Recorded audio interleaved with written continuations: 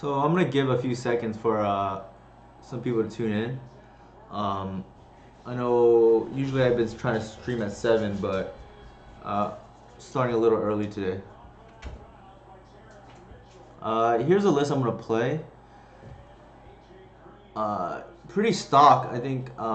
It's the same list as I posted on the Discord, but the main change recently. The main deck looks the same, and in the sideboard, I have two crop rotation now. Because it's good against Hogak, which is a natural predator for Rugdelver, and it's good against Turbo Depths. Uh, this sideboard is probably soft to Reanimator, but there's not much we can do about that matchup besides playing Leyline, and in most cases, crop rotation for Bog is fast enough for the graveyard-based decks besides Reanimator. What I will say though is uh, with the new release of the uh, the lands that aren't lands, uh, it's possible that we can run into the Oops All Spells deck and that Jax has been playing. So that is a little bit concerning and might be a reason to play Leyline. Hopefully that's not the case, but we'll see. Let me bring up an example of what I'm talking about.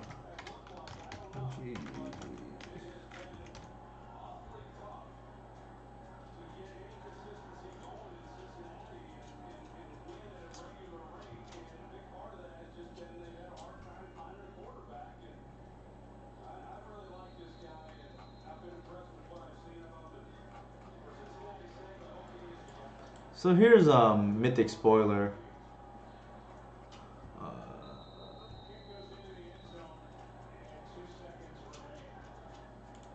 so for instance, they can play the Timber Symbiosis or the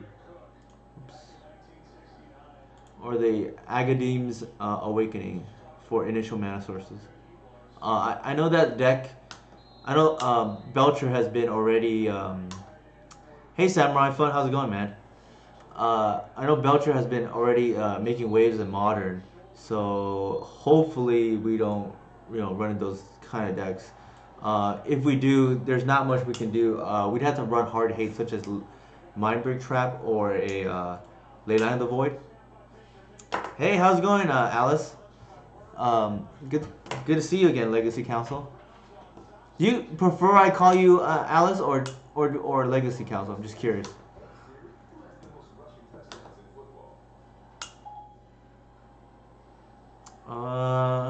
Okay. So we have 4 people right now on that are watching. I don't want to. Okay, I'll go by Alice. So I'll keep that in mind. I wasn't sure what you prefer. That's fine. But I think we can go ahead and start. I don't want to keep anybody waiting. If we have more people, that'd be great. But I think we should go ahead and start. Yeah, this sideboard is weak to, turn one combo decks such as Belcher, Oops, which maybe somebody will play. I know Jack's 5-0'd with it, going, perfect 2-0 in every match. And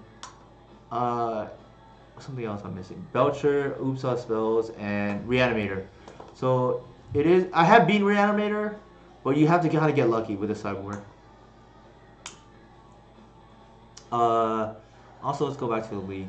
So, the league actually restarted yesterday, and some people already have 2 trophies, which is kind of cool.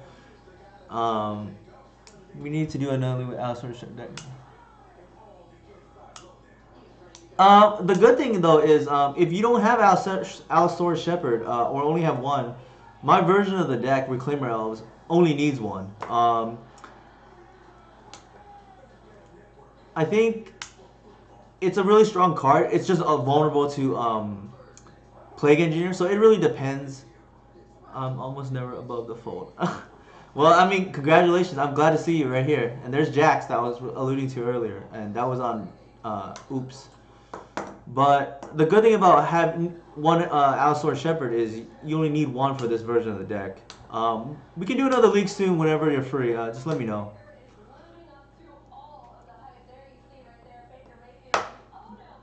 Okay, so this pilot typically runs kind of brews, if I remember correctly. I've seen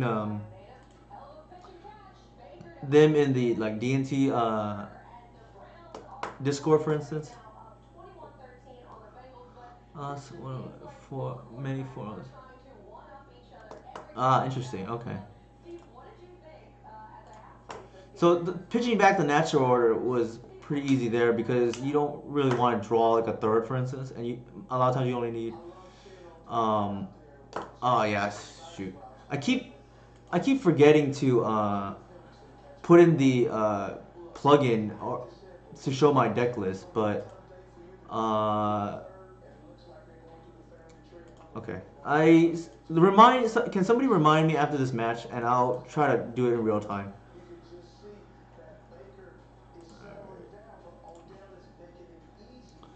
So here we just want to hit land drops because there's a chalice out.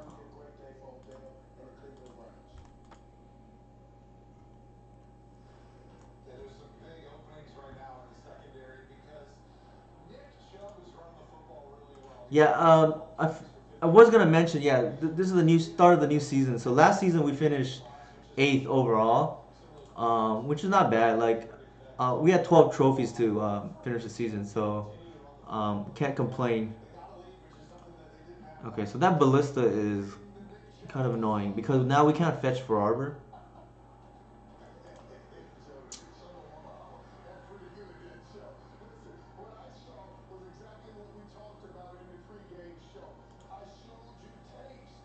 Okay, so huh.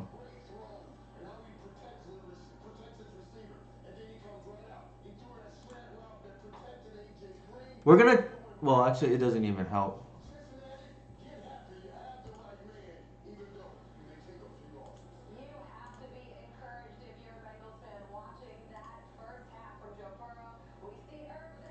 Yeah, but Ballista, I think they knew what we were on to because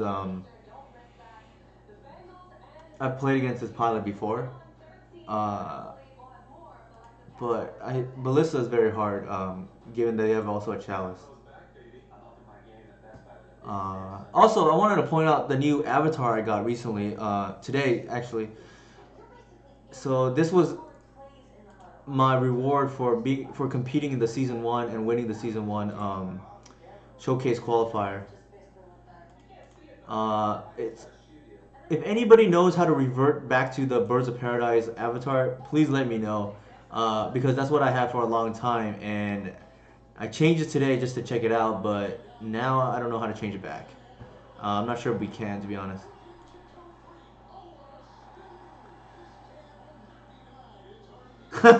Yeah, I was actually thinking about it. People might be confused why I have a reanimator or a reanimate avatar. Uh, Here, I think we're gonna try to force them to spend. Well, they probably won't, to be honest, but I think we'll see what they do. I'm gonna leave with the wa. Oh, that was bad. Okay, I did not pay attention to the chalice for a second. So yeah, with that chalice out, it's gonna be difficult. Yeah, it's kind of ironic. I posted this on Twitter that it's funny that the guy that won with elves for the showcase challenge qualifier, and then they reward him with probably the one of the worst matchups for elves, which is Reanimator, the avatar. I had a good friend of mine joke, oh, it could have been Iona or Elish Norton.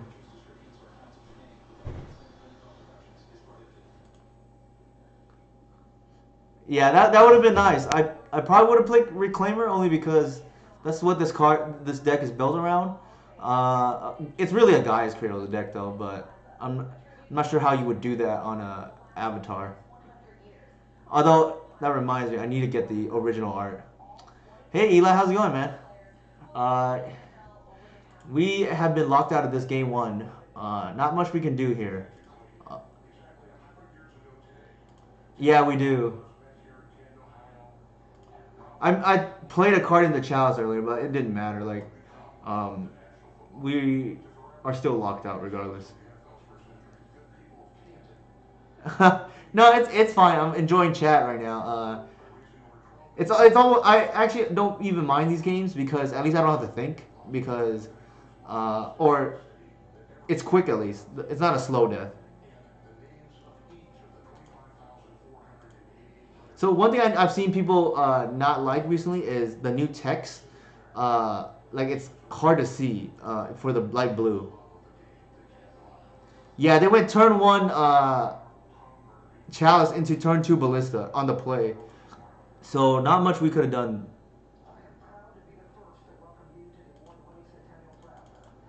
All right, so we're dead here. Uh, I don't know why they're not shooting us. Actually, they only have four. All right, so I'm just gonna concede. How did you settle on one Alistar ship instead of two? Okay, that's a good question. I started out with three, and I was lucky enough to get three copies day one when they released in the treasure chest. And then immediately I realized I wanted the bog back in the main deck. Yeah, I was lucky. I checked and shout out to I guess GoatBots. I checked GoatBots at the right time and got three, and they were only 27 tickets at the time, so that was kind of nice. And yeah, actually, I wish I.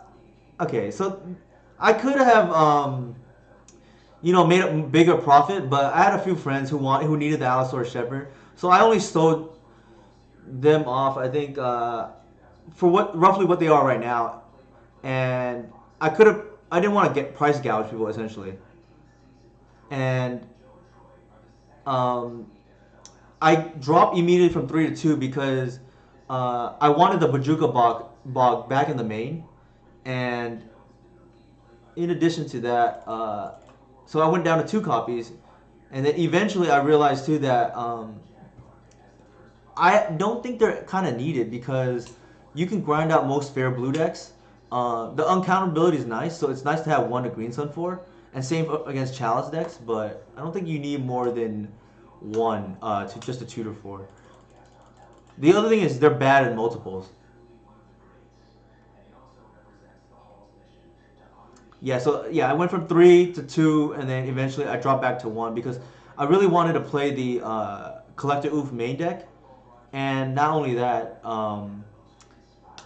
because I wanted to save a sideboard slot. Oof, we're one of the few decks that can play Oof main and not really get hurt by it because it's still a 2/2 bear, and then when it's good, it reads 2 mana win target game. Um, Yeah, right now it's if you are looking to transfer tickets, it's 87 cents per ticket from Card Hoarder. So I'm probably gonna hold off on that for a little bit. Yeah, let me see. This is probably what I want from what I saw.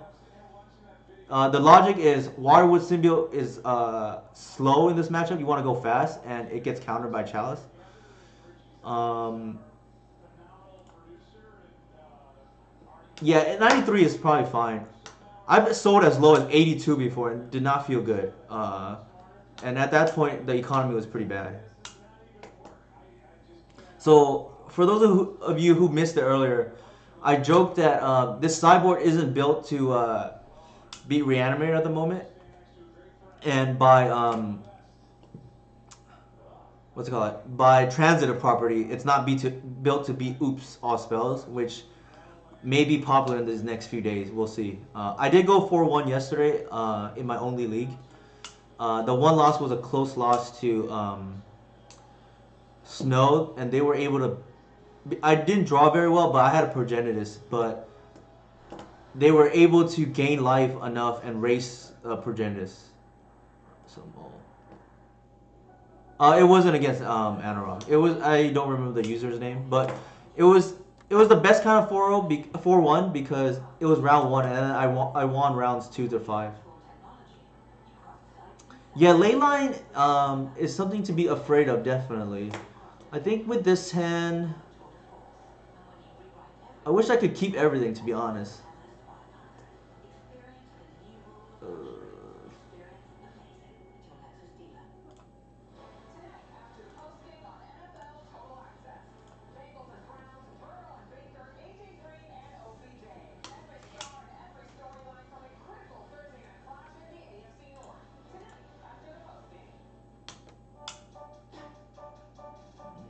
so that's pretty good too.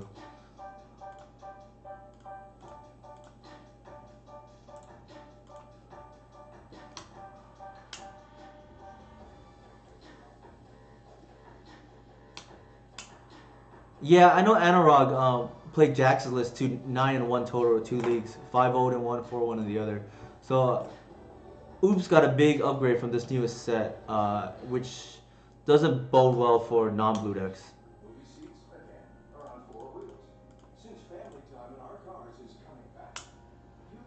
Okay, I didn't get a chance to check it out yet, but I saw something about him missing lethal because he played the different rogue. So not sure what. I can only guess what that means, but seems pretty nuts nonetheless. So here we're kind of we don't really need the second decay, which is awkward.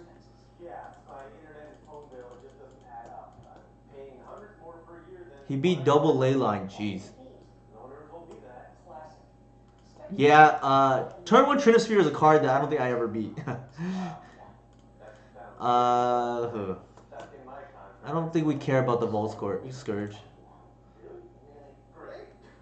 So, Reclaimer.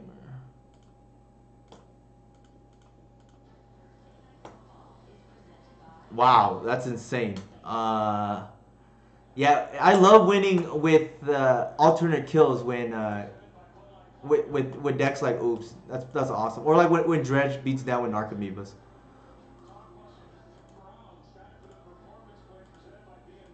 Okay, so ooh, that is good. So here, I'm actually not gonna play anything because we can't generate enough mana, and then I'm gonna do it end step. Decay their chalice in case they have removal because we've seen the dismember now.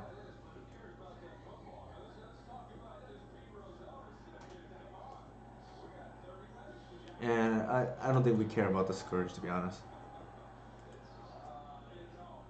Yeah, when Depths wins with Elvish Spirit Guides or just Hex Mages, that's pretty hilarious too. Okay, so they played a second Chalice. It's kind of awkward, to be honest, because if that's a removal spell, we get a little punished. Uh, and so I think I'm just gonna go ahead and remove the one Chalice right now to play around another Dismember because we don't really care about that.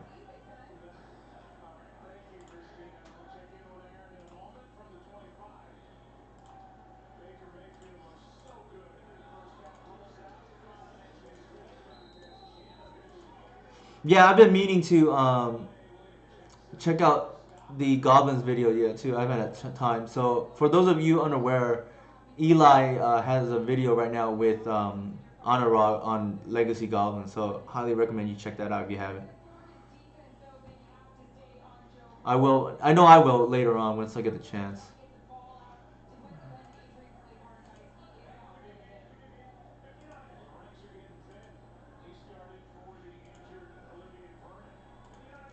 Okay, so they're tapped out right now.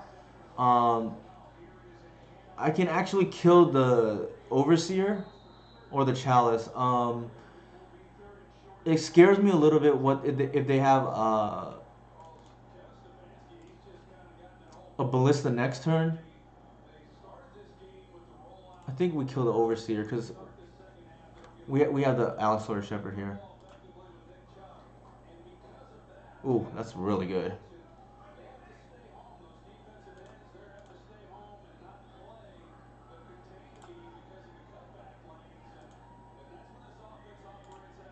Yeah, yeah, that's true.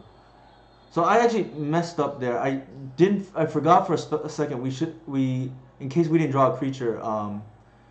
We needed to lead with the shepherd. So that's a little awkward.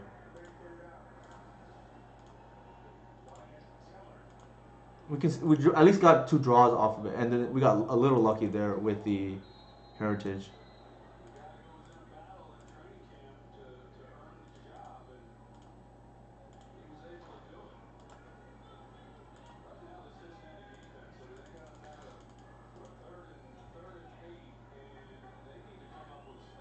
So a little bit sloppy by us, but I don't think we got punished, luckily. Although, to be fair, if we had killed the Chalice, um, we would have been able to natural order that turn. Because we would have got the draw earlier. Cranial plane, that's interesting.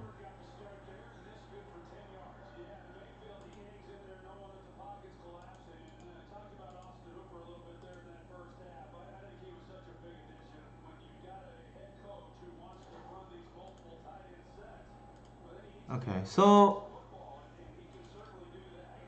the good thing is, okay.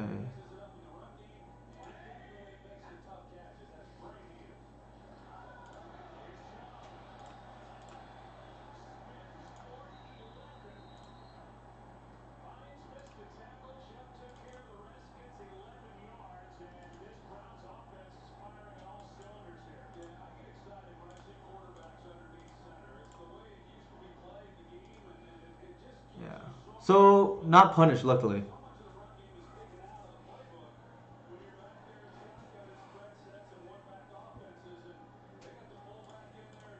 Yeah, I think it seems like the 4 damage that you guys are referring to are from the game between Anurag. If I'm, is that correct?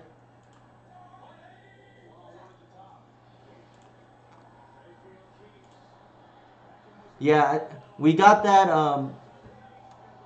Luckily, they didn't have as crazy a start as they did game one. And one of the reasons why I like the Collector Oof main is against Karn Echoes or Urza Echo, whatever you want to name it. This card, if they echo you into it, it's pretty funny. It just shuts down their game. So I've had games where I felt like I've been way behind, and then I randomly just lock out their entire deck.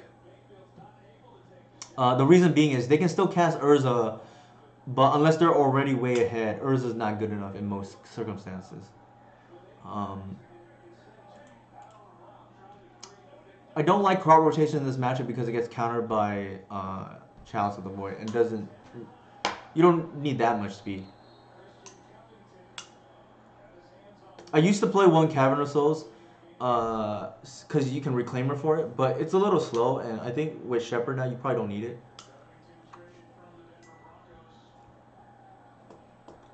The main deck, for those who are unfamiliar, has pretty much been like that for months now.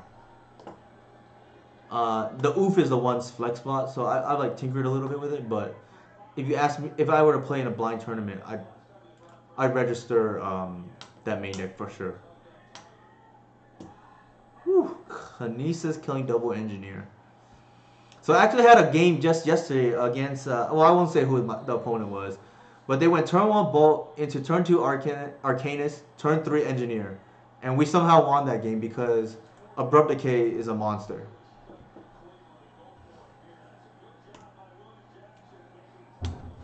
And for those who are curious, what did I Abrupt Decay?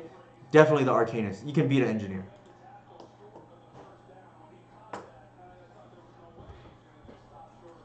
Oh, thanks, Alice. I appreciate it.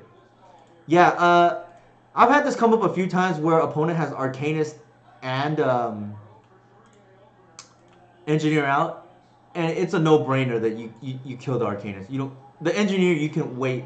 The Arcanist, if they untap, you probably lose the game. So they have the turn one Chalice. So typically when I get into this situation, I there's two lines. You can either go turn two Green Sun for Allosaurus Shepherd, or the slower play would be turn three Green Sun for two for Oof and just shut out their entire deck. But given that they have Dismember, that's a little bit slow.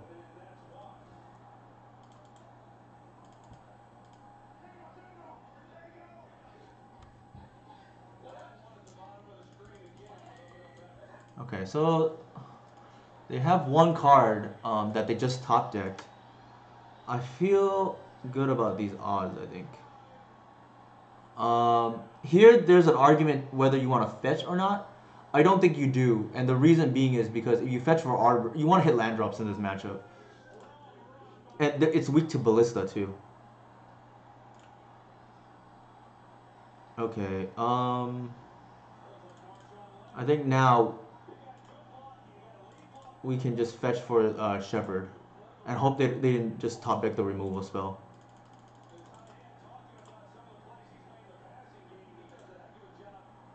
And the reason you do that here is because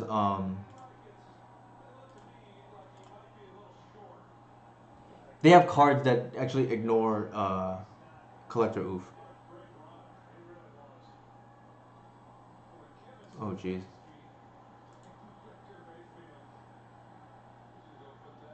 I always forget what this does. I know it looks deep into the library.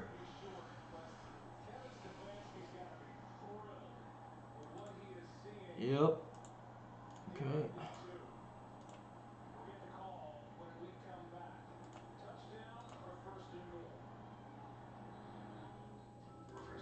So what is the ultimate? In case it comes at lose twice. Okay. So I would lose 6 life right now, and then I'm staring down a 5/5. So the good thing, Archon is in our hand, but if we can untap, I think we have lethal the following turn. What does help too is we can potentially tutor for Oof here.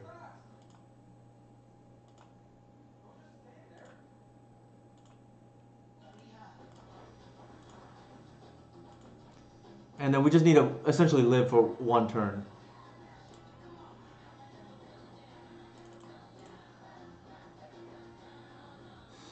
This can actually block the...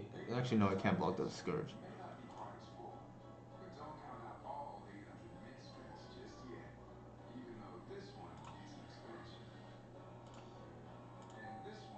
Actually, technically speaking, this is...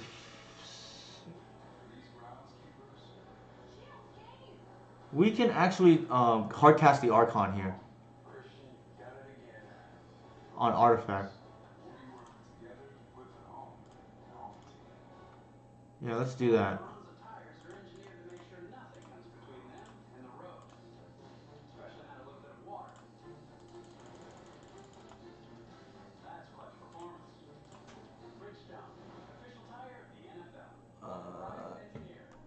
I think here we also want to... Yeah, we might as well just do that. So it's lethal.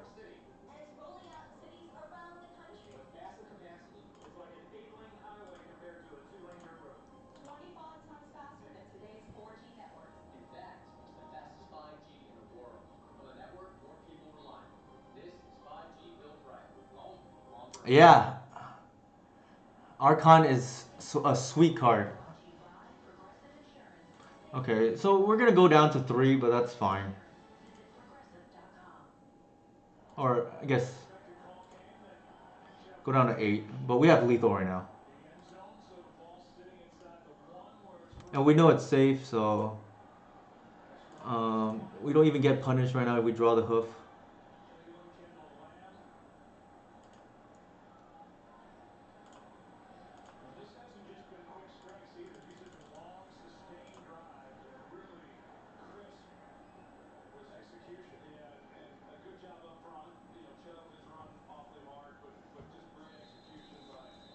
Yeah, they would only have 1 blue.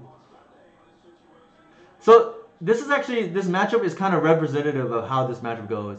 I don't always lose game 1, but I feel like they are favored, and the reason being is unless I know what they're on, I won't really keep an oof hand if I have to, for instance, mow down a 6.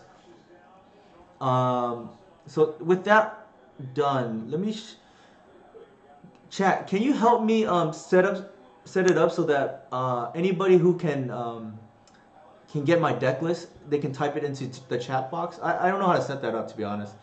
Embarrassed to admit.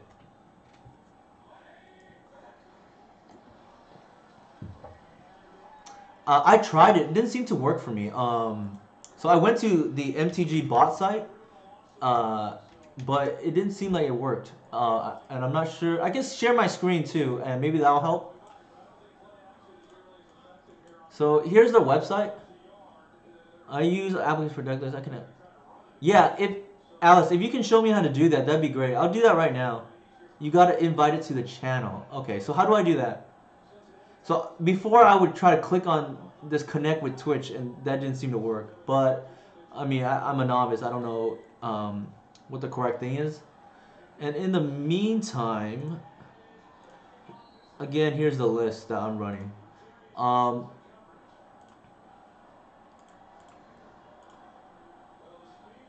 you got. How do I invite it to the channel, Eli? Or Alice, if you have one that you recommend. Okay, so let's take a look. Uh,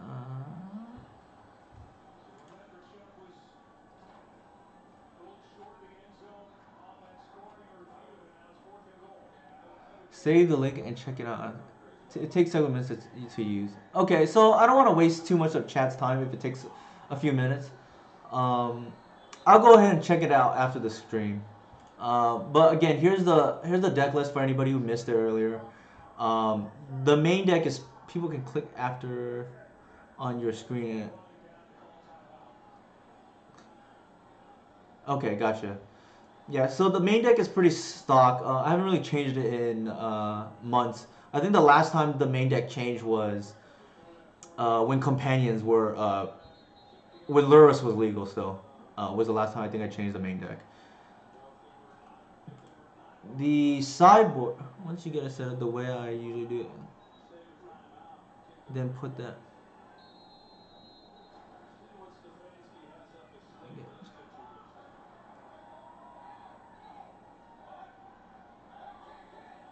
Okay, I probably need more help with that later. A lot of that's foreign to me at the moment. But I mentioned earlier that the sideboard is soft to turn one decks, but in a bigger tournament, I don't expect that to face too many of those decks. In league, if you're facing them, there's merit to Leyline of the Void or Mindbreak Trap, but uh, for me personally, it's not a big deal if I lose to turn one decks in leagues. Not as much lately, at least. So if we get paired against it, so be it. I want to test more for. I don't really play the challenges, but I do play in the showcases. So, or any of the PTQs. I played the most recent one recently, for example. But I want to build decks for those and more tournament type setting.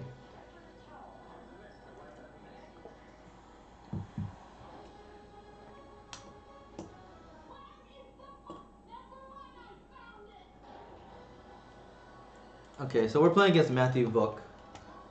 He has 2 trophies at the moment. All right, so that's a mole.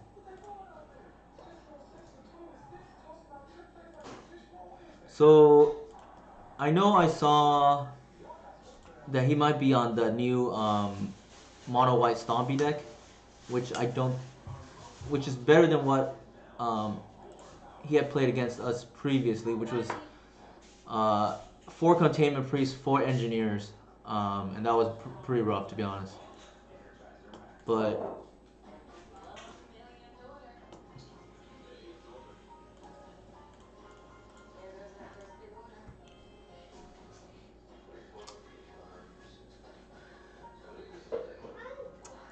he was playing mono white Stompy, but it doesn't look like he's on that now, so I'm not sure to be honest. Uh, Here you just lead with a visionary. I want to keep the fetch as a possible arbor.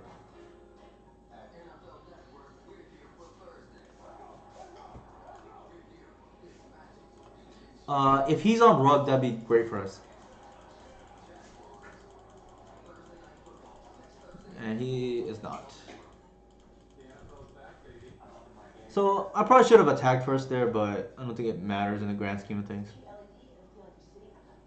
Okay, so people will mulligan aggressively to Arcanus against elves now, and unfortunately, that's kind of can be frustrating to play against.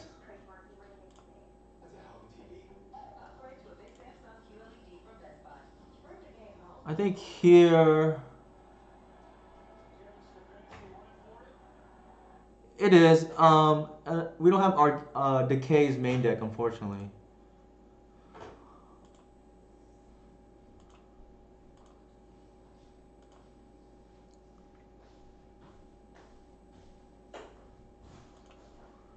So we can actually take Arcanus off the board if they don't have another swords, but let's see how they play this out.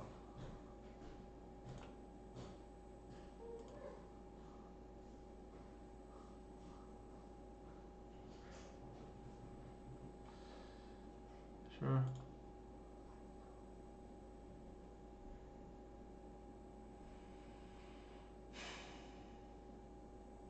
Yeah, it's either we quad block or I guess it would be triple block here.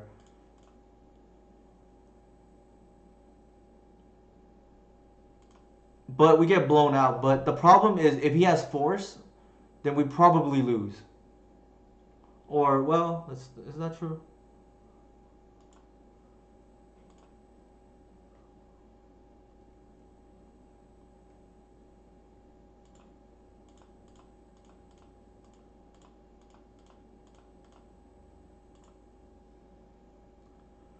Yeah, so it's either playing around another removal spell or another force. Seems like they might have the removals. Yeah, see that's combat is nightmare against Arcanus. But we do have well.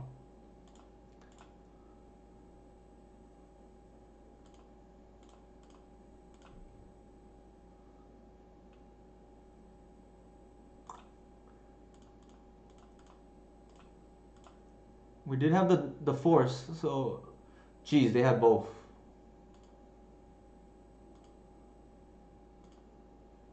So we were gonna lose that regardless, given the board state,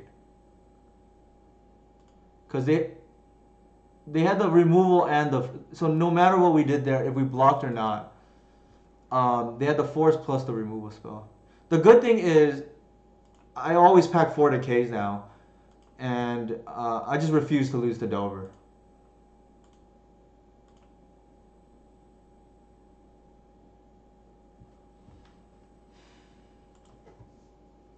Okay, so they're playing the new Channeler. Uh, yeah, I think they're on mid range. I agree with that. I don't think Matt's actually on Delver, based on what we've seen. Um, Also, he's probably testing this new card out. I actually know some people who are very excited about it. Me personally, I don't think it's great, but I could be wrong. It's a 4/4 if you have 4 or more. Let me see. Yeah, it becomes a 4/4 if you have 4 or more instants, and then you can pitch a card and then potentially cast one of them.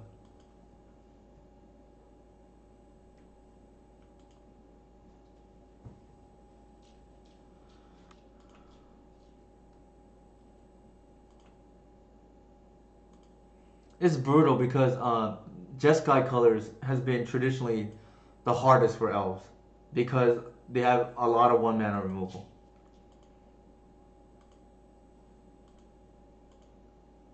And it also doesn't help that he knows what we're on.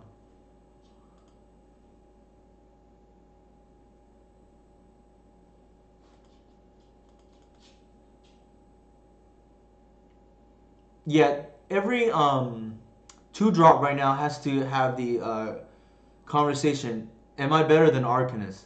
And the answer is probably not.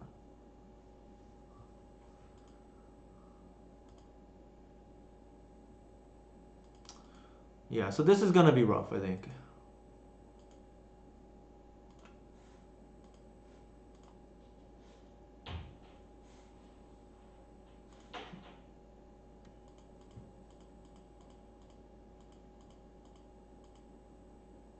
There's no reason to play this Cradle out here, by the way.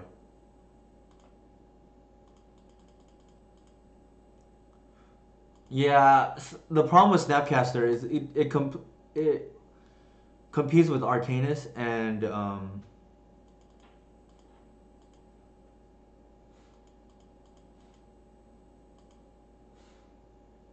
that's probably game. Hey, how's it going, man? It's not going too well right now, but it is game 1. We did lose game 1 in the previous match too. We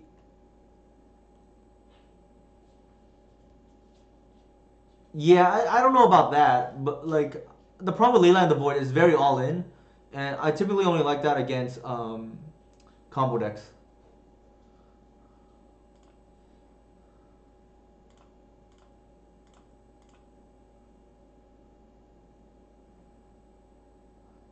Okay, so the Bog is kind of interesting.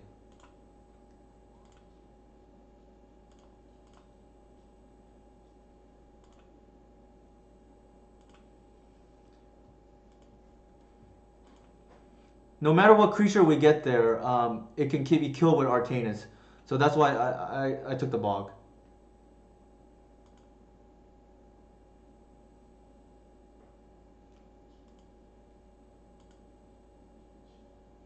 We are under. We're probably losing though with the Jace out.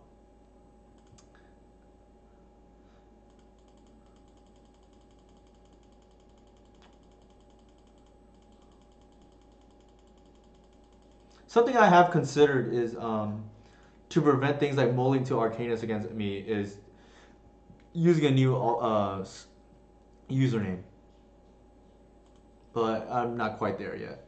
I do like that.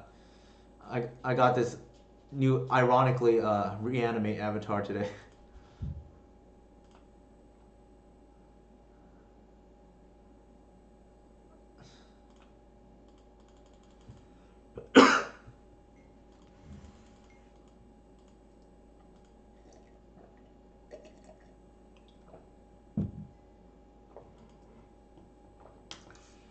What do you think, chat? Should we just scoop? Save everybody time. Not many outs at this point. Okay, let's do that.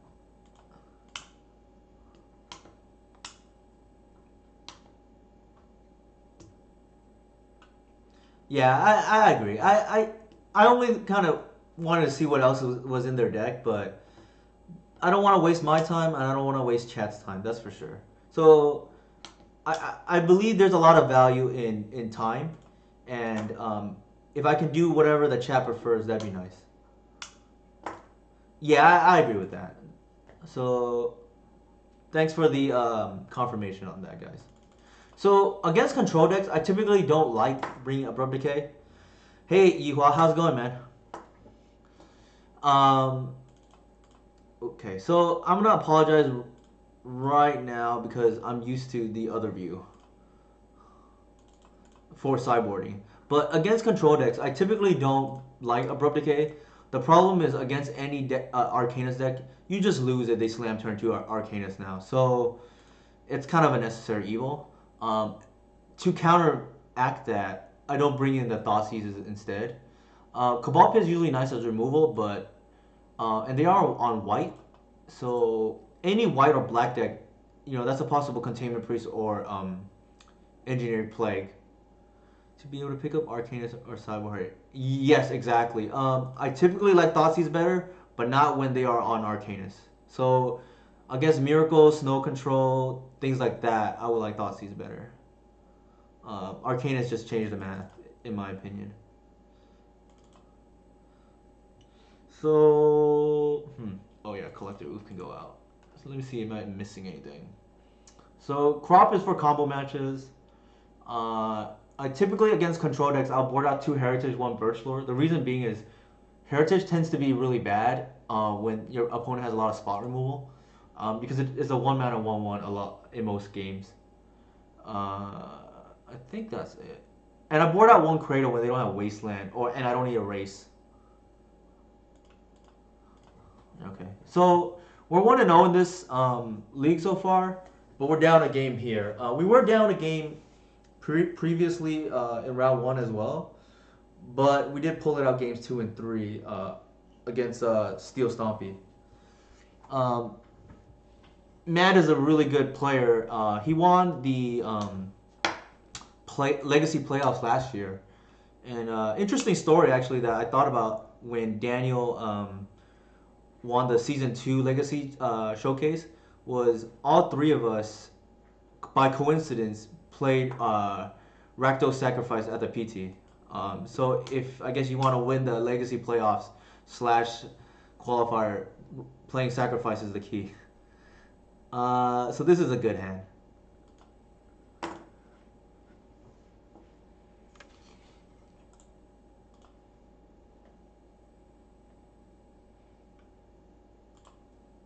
In 90% of the cases, you're gonna take Cradle, but I think Chad already knew that. Uh, I know a lot of people ask. No, I know this is known as the Reclaimer deck, but it's really the Gaia's Cradle deck because I think this version of the deck optimizes how often and consistently you have access to Gaia's Cradle, which I don't know if it's the strongest card in Legacy, but it's the most broken in my opinion. The strongest is probably still either Brainstorm or Force of Will. But yeah, it's the most broken. It's a land that represents ramp and what's it called it? It represents ramp and card advantage, which is kind of nuts.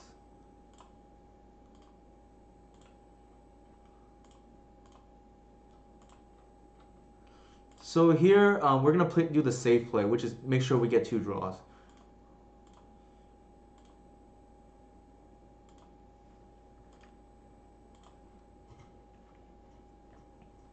And I don't think they can be.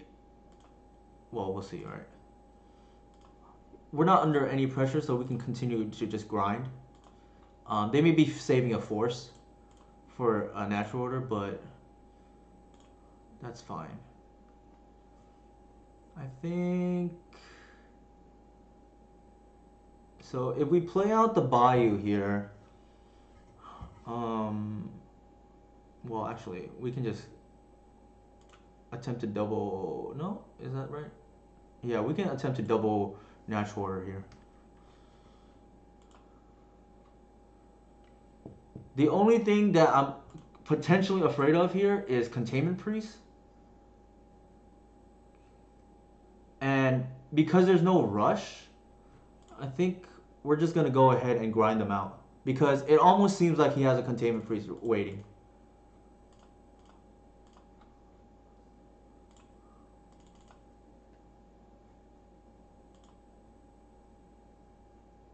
Yeah, he's just kind of letting me do whatever I want. So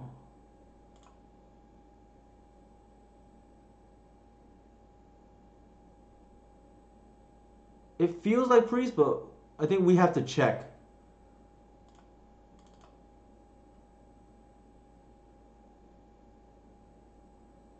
That's the hoof is kind of funny, but I'm gonna take the Shepherd.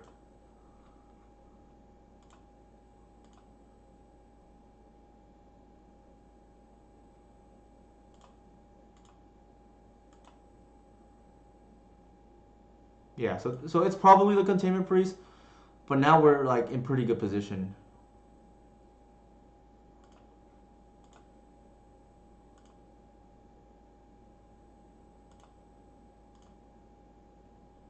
That's why we boarded in the Cabal pit too.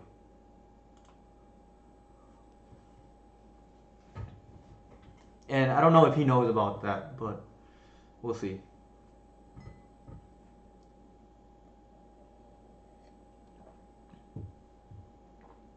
We have 2, so I think it's okay.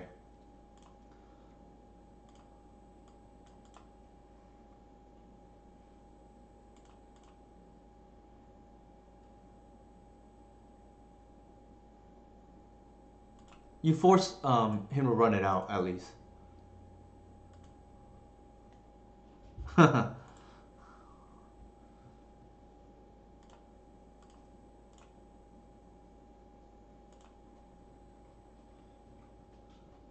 Yeah, there's real. Let's see. We can attack for 15 this turn.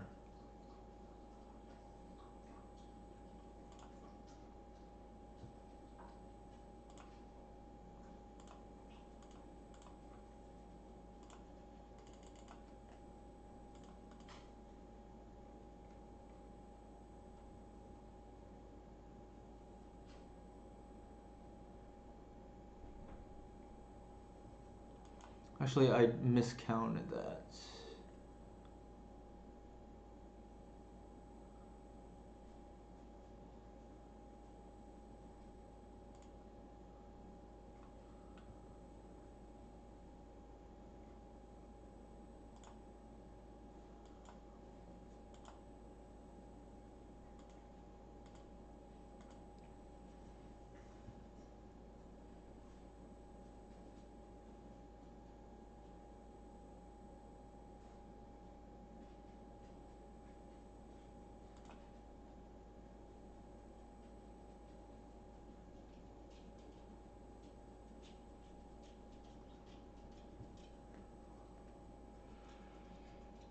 In case there's like a weird thing like Supreme Verdict, I'm pretty ahead on board. There's no need to play into it more. Yeah, it was just playing safe because I'm not scared of either of these two cards. And the fact that he conceded, it's almost like he knew Cabal Pit's coming.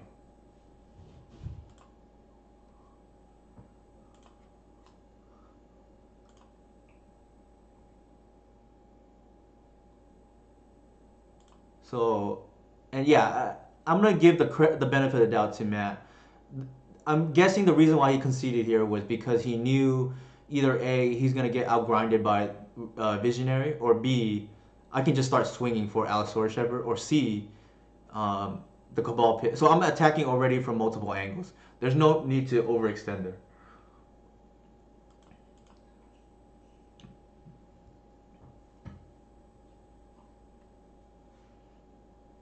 Dobbs? Okay, let me. I forget what that stands for.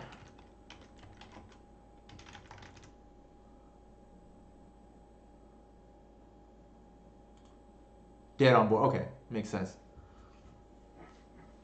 Yeah, there was multiple angles I was attacking from there. Like, natural order was coming down potentially. If I wanted to do that, I could just swing, turning them all to 5/5s, or just continue to visionary. The good thing is against control decks, you have a lot of time to visionary.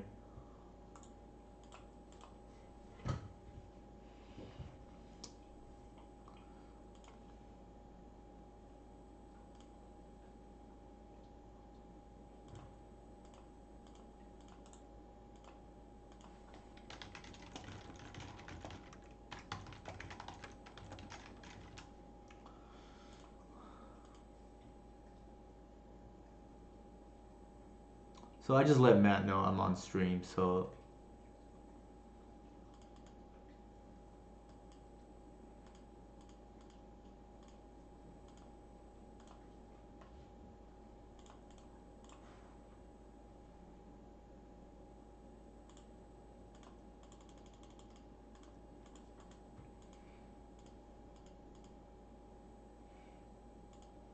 okay. So one of the things it seems like heads up play by Matt is he killed the Arbor, and one of the ways that elves can lose games is if it can't make mana. So that was actually a good kill in my opinion. Oh, actually, well, he had both. I guess it didn't matter.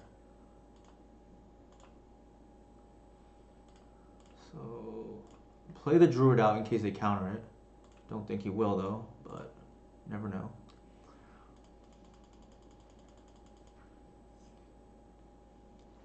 Did we mull this game? Let's see. We did not.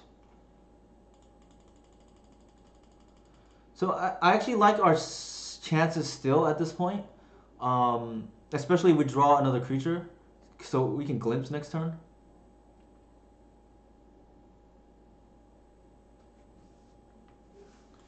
Jace, okay.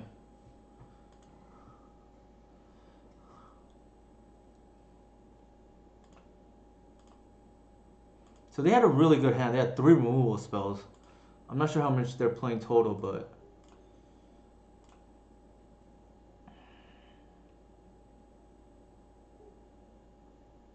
jeez, okay.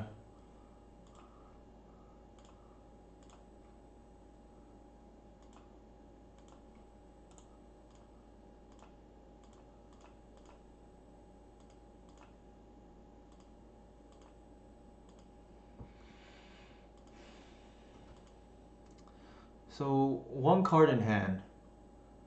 I wonder what it could be. And then maybe we can take the Jace off the board.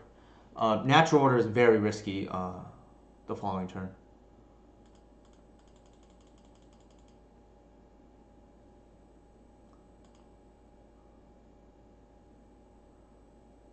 So the good thing is, oh man.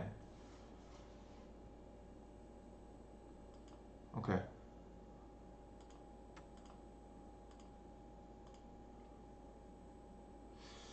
That was brutal because we can't natural order now and we can't take the Jace off the board.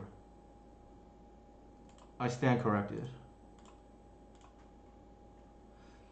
I think it would be really funny if Neto players started playing Chalice. So that was a good draw for us. Because now we can natural order, get the Progenitus, and then attack Jace for 1.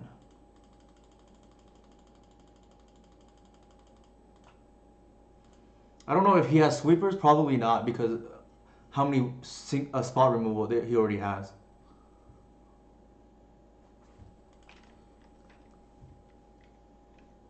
So another comeback win. I think our board is built very well for this metagame. So like the abrupt decay was nice because like you're not scared of just losing the game to Arcanus. And heads up play by Matt too.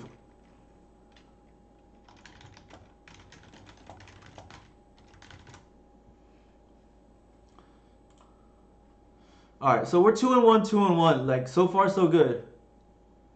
Yeah, I was actually thinking too. Like, man, if we hit a Queen Ranger, that'd be so good. And we did. Also, heads up play by Matt because the fact that he kept the Once Upon a Time, he guaranteed that he wasn't gonna die. Well, not guaranteed, but minimized the chances he would die to a natural order there.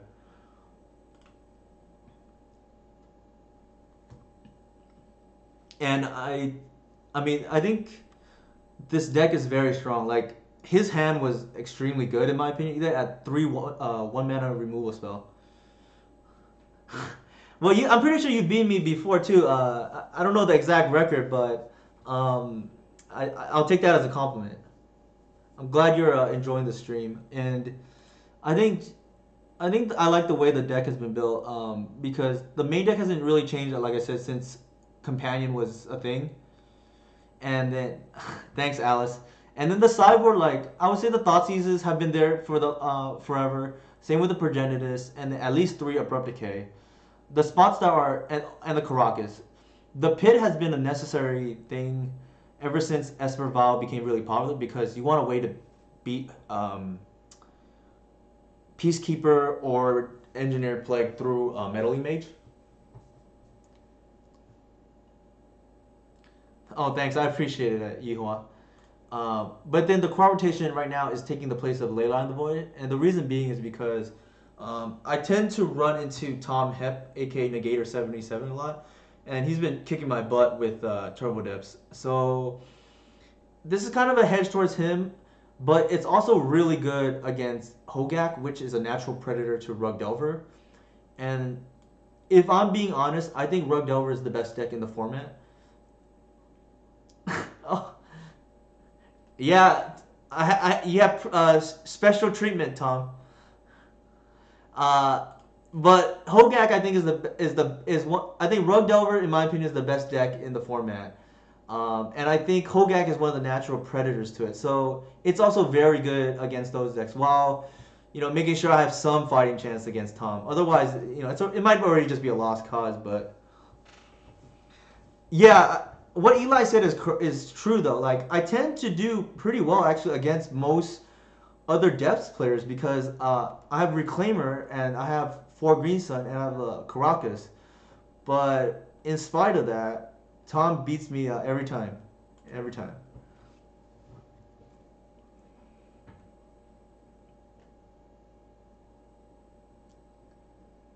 And for those of you unaware, Tom was the trophy winner from last season. So luckily, I'm not the only one he always beats. So this is a snap keep. Typically, you want to keep any hands with lands and spells. Sometimes that changes if you know what the opponent is on, but I try not to really play that way because um, elves, regardless of the version you play, is a critical mass deck, and you can't really afford to mull too aggressively. So here, I'm gonna, because I don't have a second land drop, I'm gonna green sun for 0.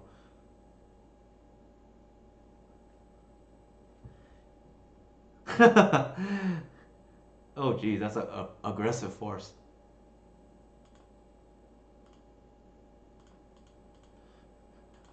Sometimes those forces tilt me because it just so happens to be good every once in a while against the hands I keep, while they might not be necessarily good in a vacuum. Okay, so here I'm gonna lead with a reclaimer. A, because it's the strongest play, and B, because it's I have redundant copy anyways.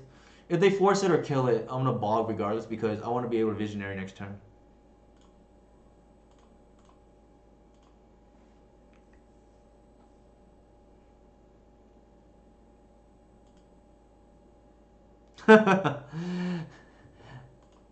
Yeah, I think that deck got a huge upgrade.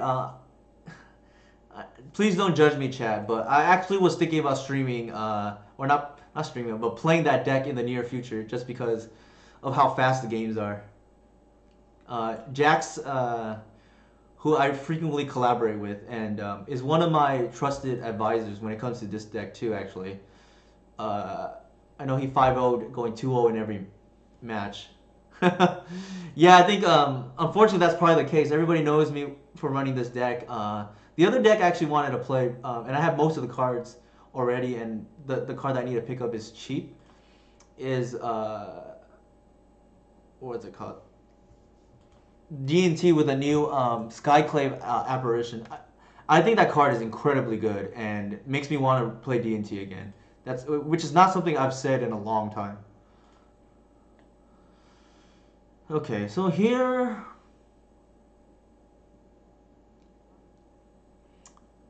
we want to save the visionaries only because in case we draw something later.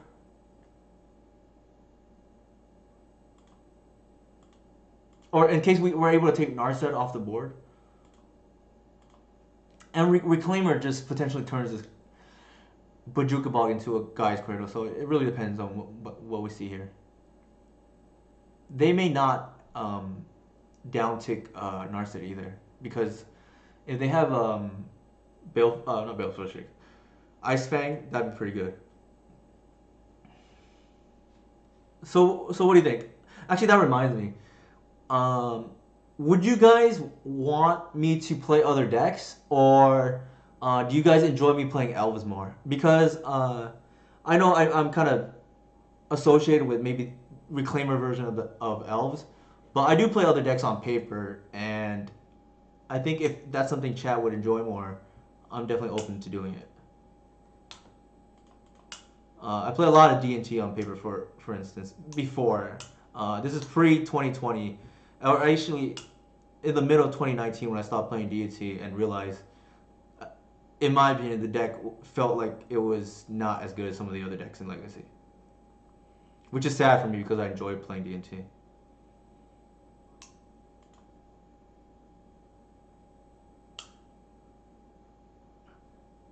Okay, yeah. So it'll really depend. If people prefer elves, I'll play elves. Uh, I can like maybe do it once in a while where I'll try something different.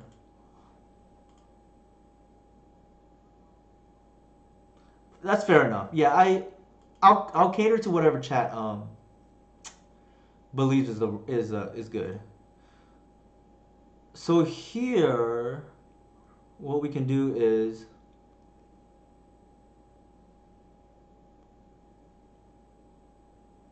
they may force. I've had people force that more often than needed.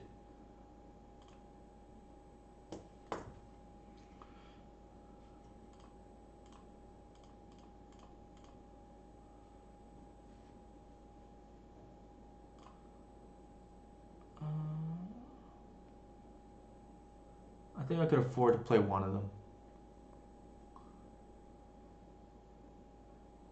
Yeah, I think I mentioned this a few times before too. If you're struggling with a matchup, the best way to beat it is to play the deck itself because, and I've never had to do this too much, thankfully, but um, when you do that, you find the choke points of that deck. Oh, I mean, so Pencil Knight Studio, I'm gonna enjoy playing Legacy regardless. And I appreciate all of you guys who are tuning in tonight. Um, like the type of decks I don't enjoy the gameplay typically like are the type turn one decks because I don't think there's much going on in the sense that the decision trees tend to be a little more straightforward. But yeah, so exactly like if you're struggling with it against a deck, the best thing you can do is play the deck and see where the bottlenecks are. But yeah, I don't really enjoy playing against Belcher, for instance, because I don't think um, I don't think I really learned anything from the experience, if that makes sense. Same for any of the turn one decks. Yeah, I would love it if there's more elf players. I actually was thinking about doing kind of a I don't want to call it recruitment, but maybe what is the word I'm looking for? Outreach in the sense that I was thinking about having some contests where maybe uh, where the first person who has never played Reclaimer Elves before can 5-0 with a deck. Then I'll grant out 20 tickets or something like that. That's something I've been thinking about. I know Brian Cook has done something a little bit on a much bigger scale for tests recently. So let's see. There's two cards.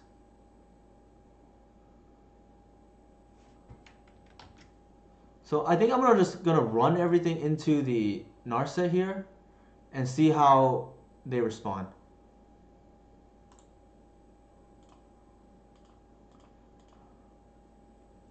And that was the reason why I played the Visionary because I want to be able to play around removal and get this Narset off the board.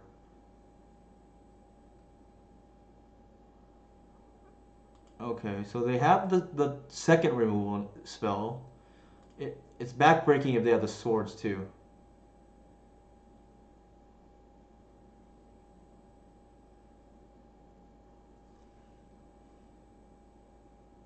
I agree. Killing Narset's going to be huge here. All right, so they kept the Arbor because they don't know our hand, and that's actually the reason to not play out Arbor or Wirewood pre-combat. And now I think we are in the driver's seat. If they had removal, they would have played it already. And I don't think they have force because if they had force, they probably would have played that. And our draw was insane right now.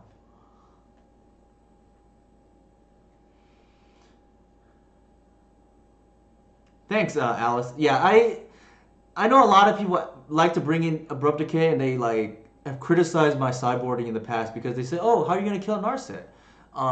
It shuts off half the deck." Um, my answer would be, if Narset lands, you can take it. You can just attack. I mean, that's one of the advantages of being a creature deck.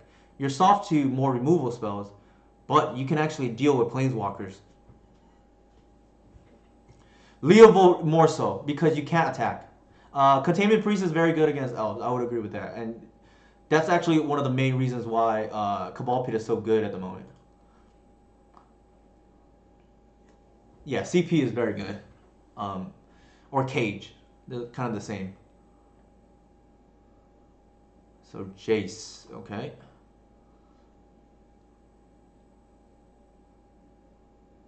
okay. So now we know that Swords is in their hand. The good thing though is Natural Order is not as great here because Archon is kind of bad against Fair Blue. Yeah, so that's the other thing. Alistar Shepherd, another reason why I like the one up is in case the hoof dies for whatever reason, you have essentially a backup win condition besides having to go so wide which I've done, but it's easier when you only need like 5 creatures instead of like 20. So there's only one card left.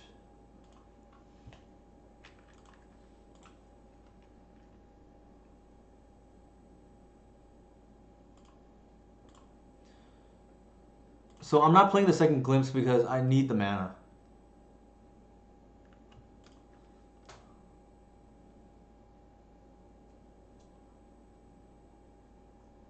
I think land would be good here.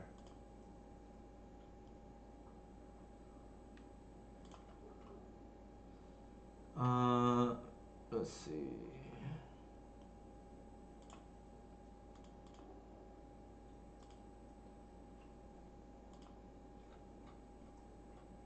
Okay, so that's fine.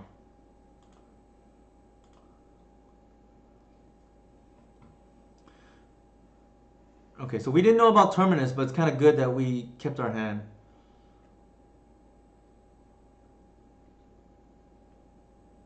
I Yeah, the thing about Arcanist is it tends to be good against the spot removal decks. Or actually, that's not true. It's quite the opposite. Oh, jeez. Yeah, Arcanist is soft to Plague Engineer, but if they get it fast enough, it could be problematic.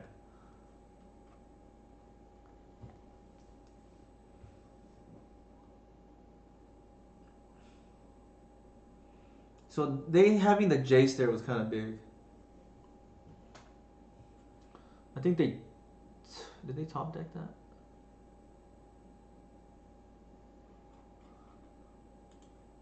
Okay, so we are dealing with an active Jace now, which is problematic.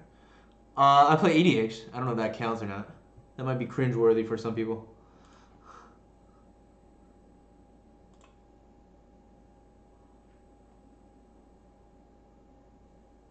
Stronger than that. It is. It is. So here.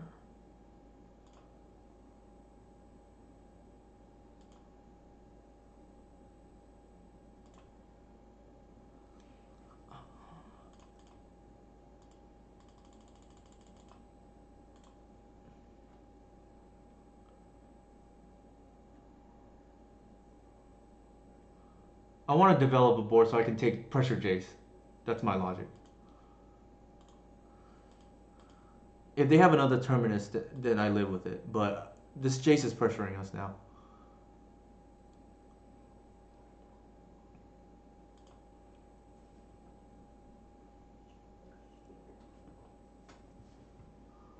And if we have even one creature top deck here, the glimpses are back on. No, we don't. Well, it depends. An ideal draw right now would be like a Heritage Druid. A Birch Lord is really good too. Then we can glimpse.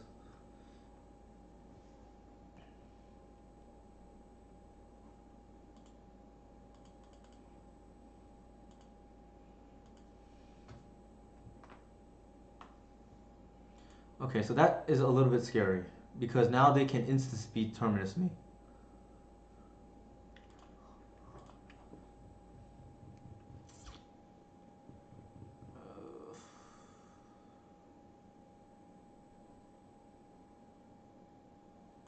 Okay, so check this play.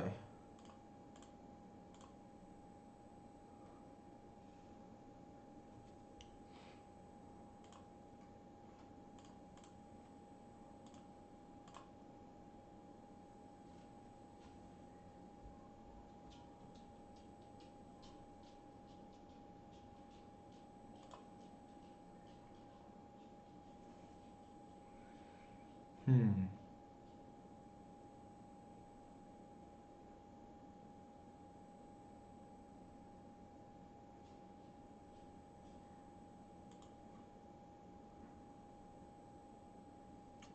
We don't want to attack and force, and we want them to use a Terminus. That's on.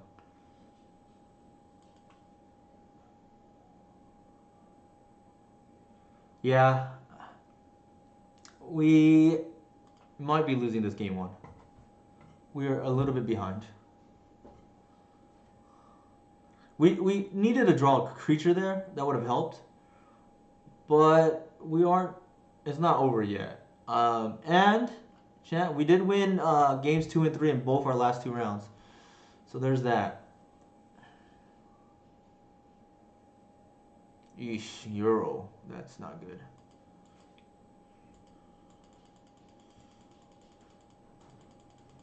So that is problematic because our shields is down and they can just draw a bunch of cards right now.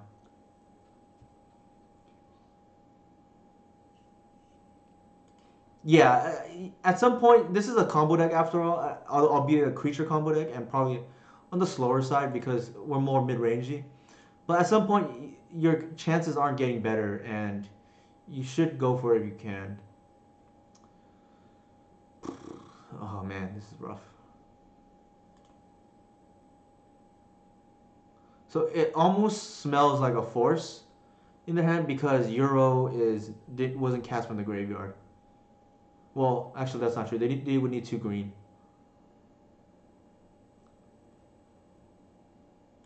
I'm just gonna pass.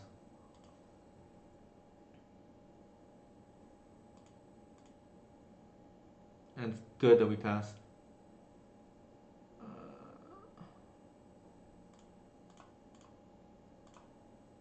Oops.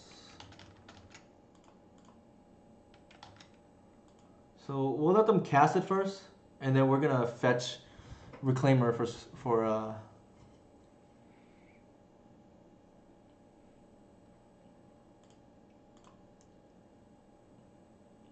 fetch.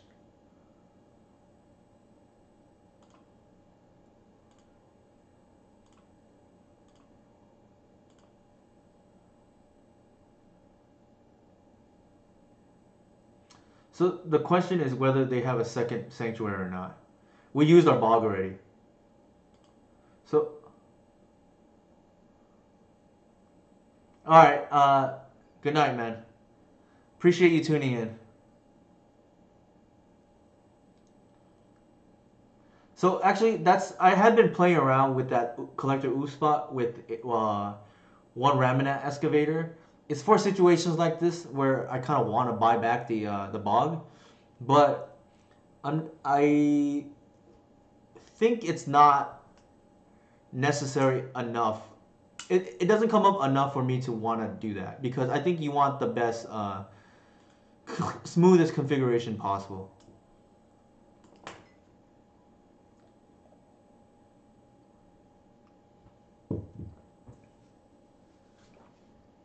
So this is a Euro, I think.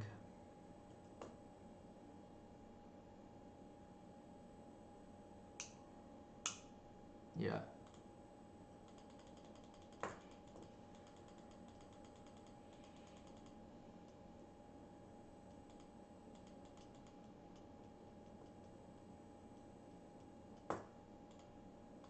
So now we are really behind, but oh, important thing to fetch to thin out the deck on upkeep. Ugh.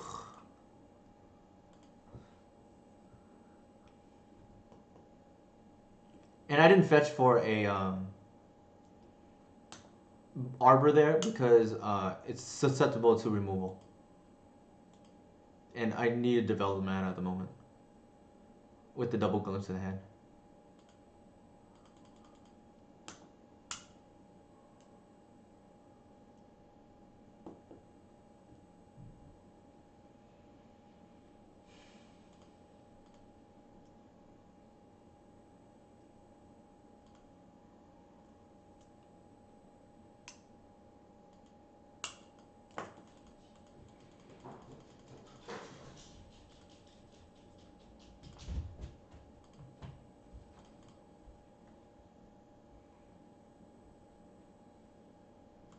The Jace into Terminus was brutal.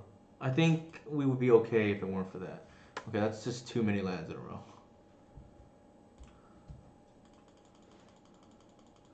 So here, there's warrant to concede. the thing is, we're dead in a few turns anyway, so it's worth playing out. Because if they have the force, then so be it.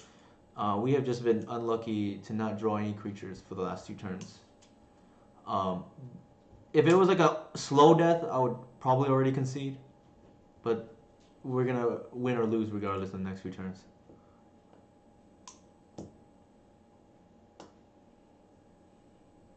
Surprisingly, the opponent is somehow behind us on clock, which is interesting.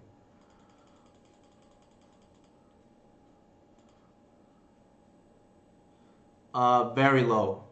Essentially, I'm gonna wait to see if Glimpse resolves, and if it doesn't, then I probably concede then. It's just we haven't had the ability to cast it because we haven't drawn a creature.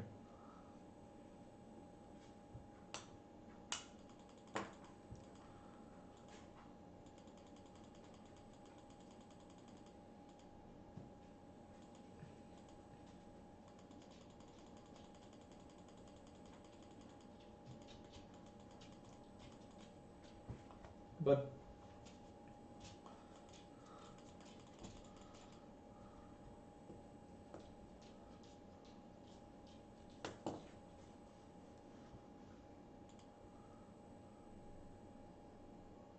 so it's now or never this next turn.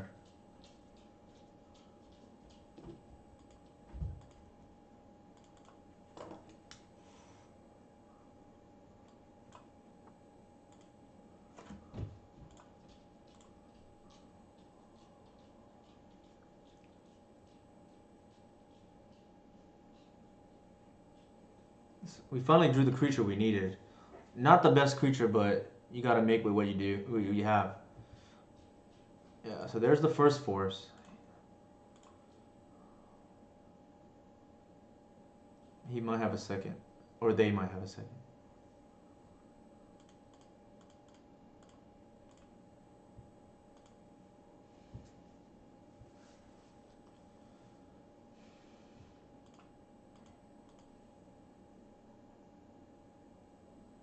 Okay, so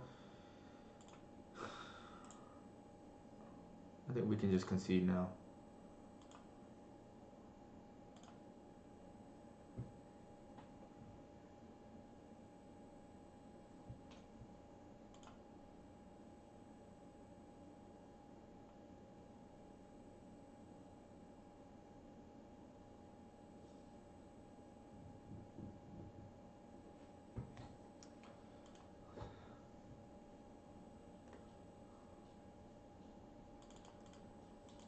So here I'm gonna bring in the Thoughtseizes because I think they're just really good against these kind of decks.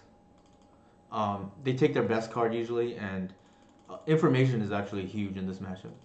And then, as usual, yeah, it happens. Like we can't beat. I think a general statement about this deck is we'll beat most of fair decks' average hands, but they had a really strong hand, and even though we took off the Narset, like it's hard traditionally from elves to be Terminus into Jace out of Miracles. This has always been true.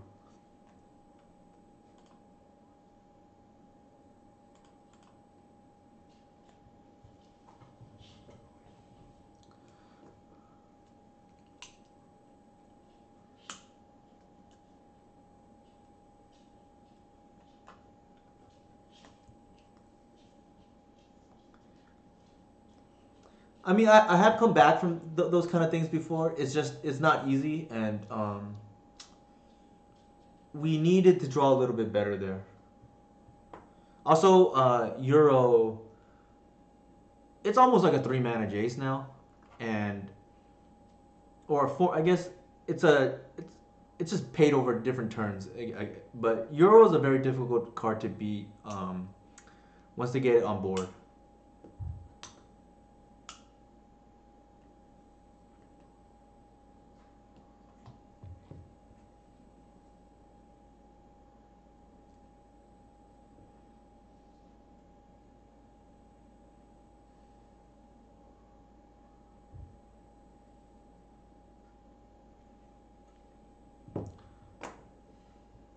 So it seems like they are still deciding what to sideboard.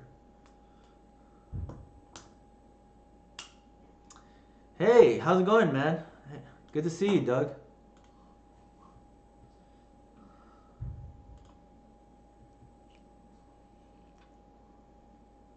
We are currently 2 and 0, and we have lost every game won so far, which is kind of funny.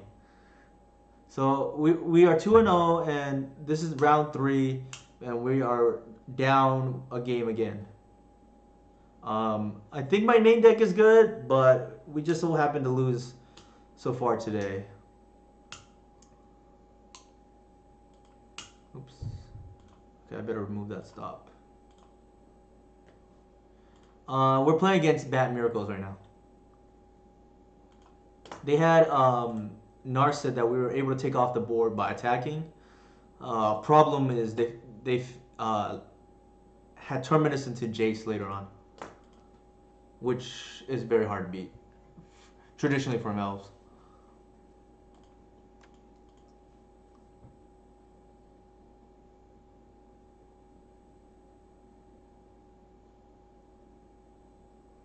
For someone who basically has played every form, um, I don't play other formats as much besides EDH, and but I think the biggest shift would probably be how much you need to know about the other decks. Unless you're playing a combo deck, but if you're playing any kind of fair deck, you kind of have to know how the other decks work. I think that's probably the biggest thing.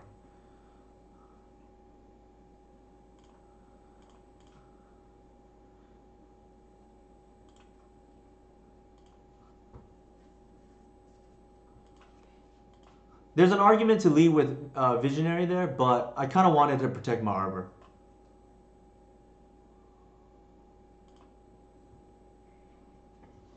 But also, we have more explosive mana here in case they tap out for natural order.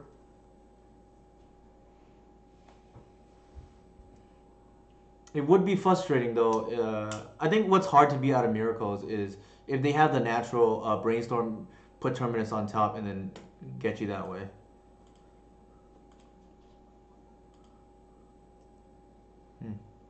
So it paid off. Our explosive mana we can just glimpse here.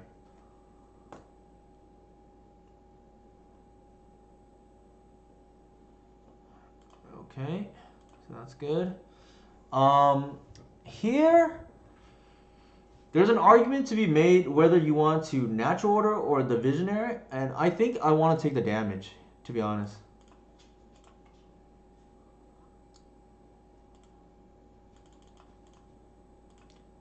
And put pressure on them at 2 if they don't have swords.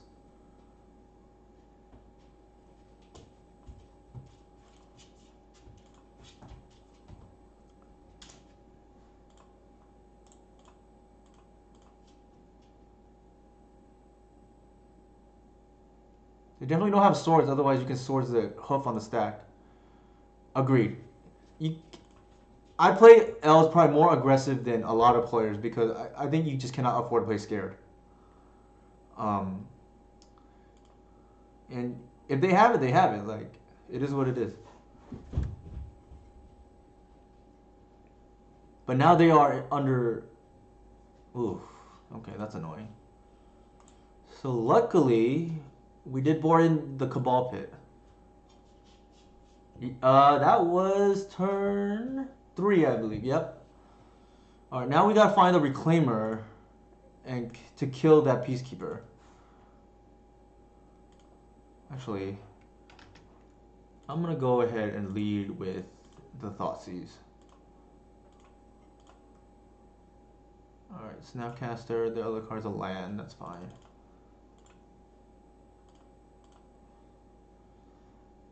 And I think here we're just gonna bog preemptively.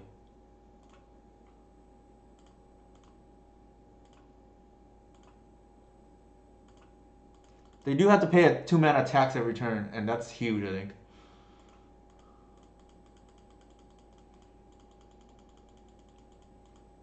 And the good thing about the one Cabal Pit too in situations like this is it's uncounterable.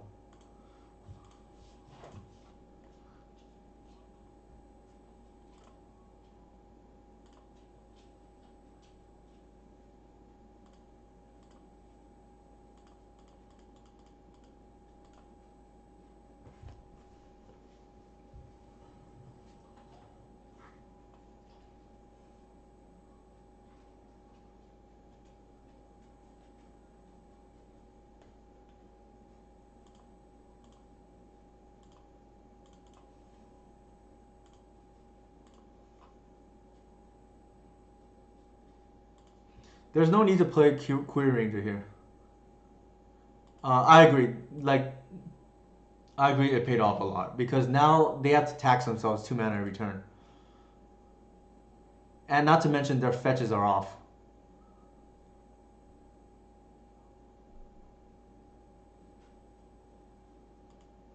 Okay, so it's almost like a double Stone Rain too.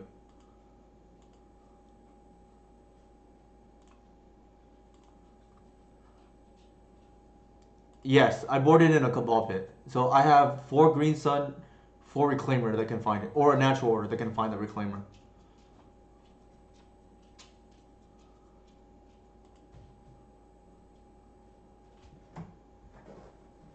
They may be wondering why I haven't conceded. So got a deck thin. Not to mention deck thinning also turns on the Cabal Pit earlier.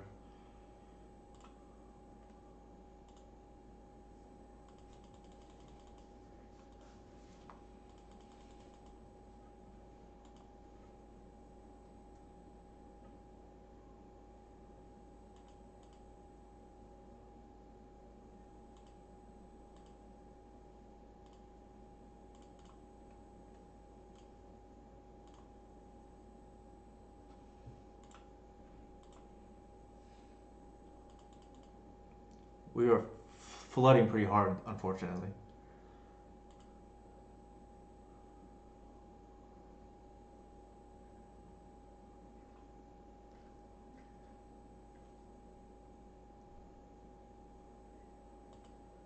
Okay.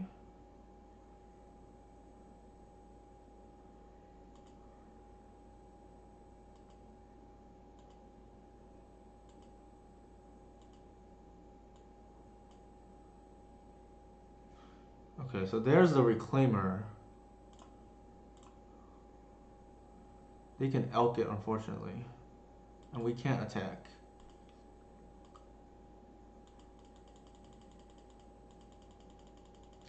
Depends how if they know our list.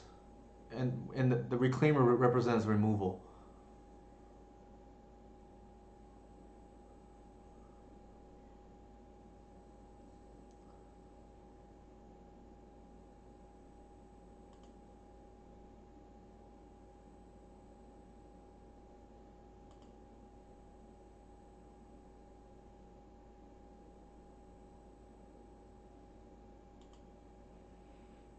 It might be a Supreme Verdict, maybe?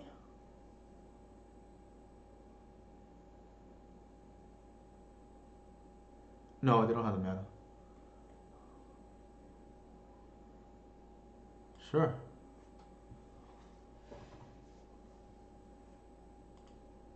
So I don't think they know. Yeah, Reclaimer is one of my favorite cards too.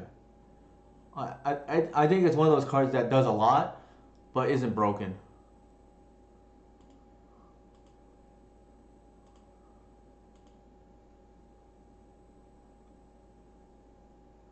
Okay, so here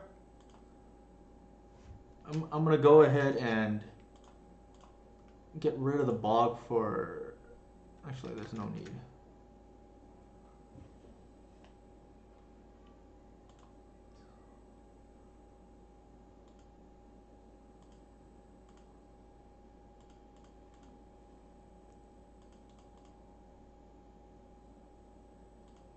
Yeah, so barring a sweeper here, we should be able to win.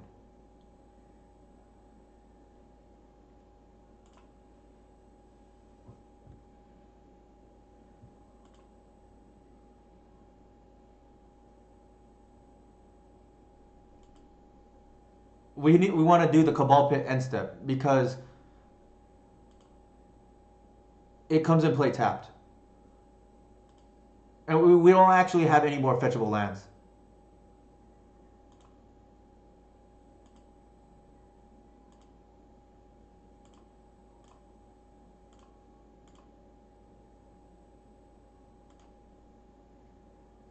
We don't want them to know about that until it's too late.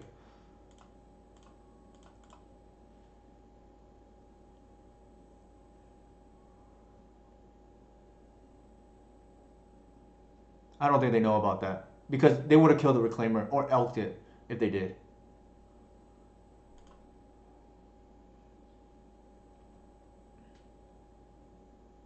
And that's not Terminus.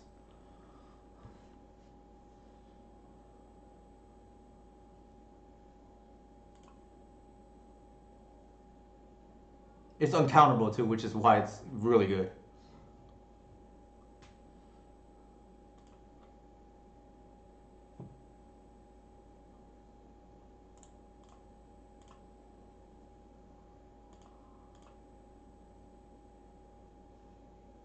That should be gain.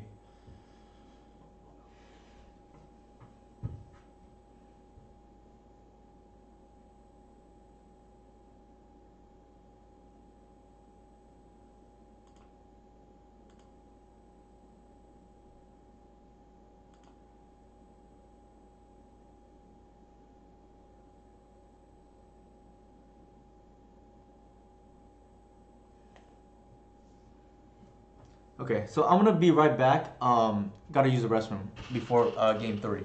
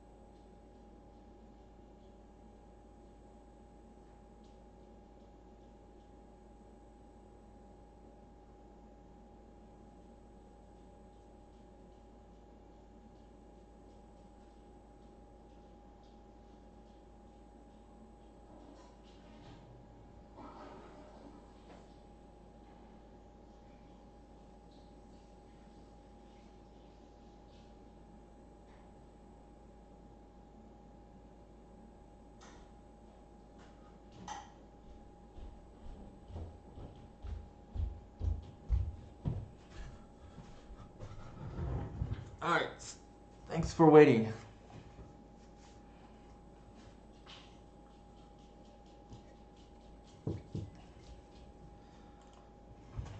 Yeah, Cabal Pit was clutch there because traditionally I'd had no outs to that Peacekeeper. Because Decay is just really awkward to board in. I don't like Decay against control decks because a lot of times it just stays stranded in your hand. Having a virtual 9 of Cabal Pit between 4 Green Sun, 4 Reclaimer, and itself, and in a pinch, Natural Order can find Reclaimer, but a virtual 9 of is nice. 5 lands, that's a mole. That is a keep.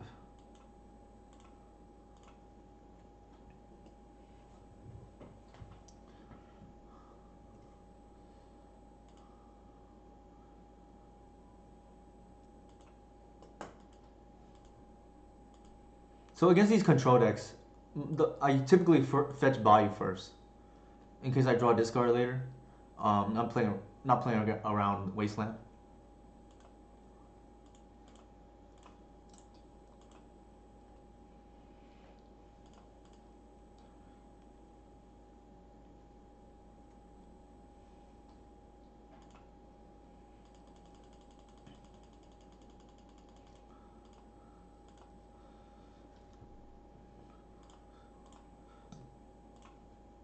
So if the Wirewood resolves here, then I'm gonna play the Arbor.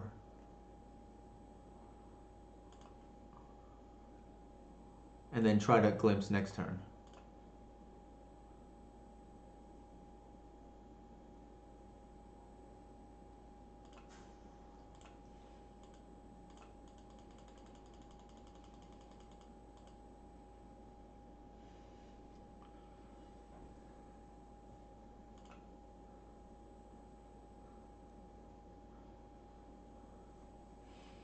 We do have a decision whether to bounce the Ranger back to our hand or not.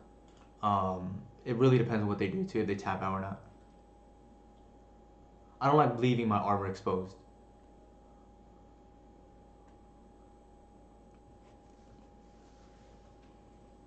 Uro? No. Okay, so they tapped out, which is nice.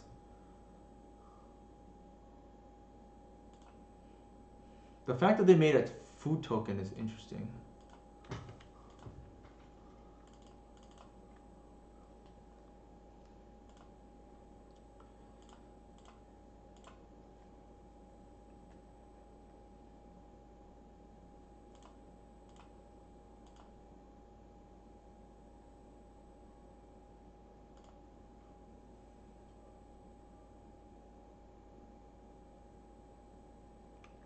Hmm.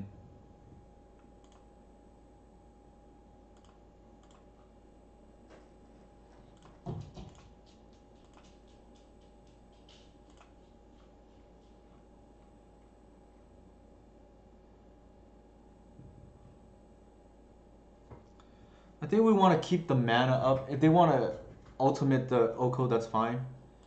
But I think we're going to go ahead and Thoughtseize here.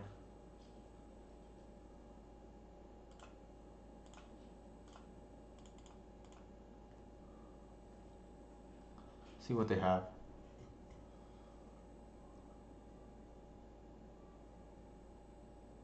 The reason why not to wait till next turn is in case they have a Containment Priest.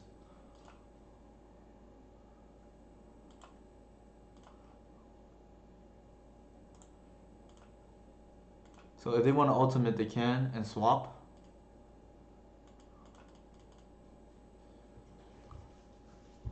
But we're looking at Glimpse again the next turn, and that's why I wanted to play the land drop for turn instead of getting a second attack in. They're also kind of up against the clock now.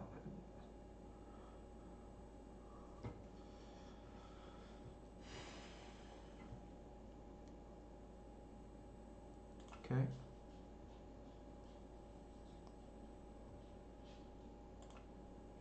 Had to check which they were targeting first with the Elk ability.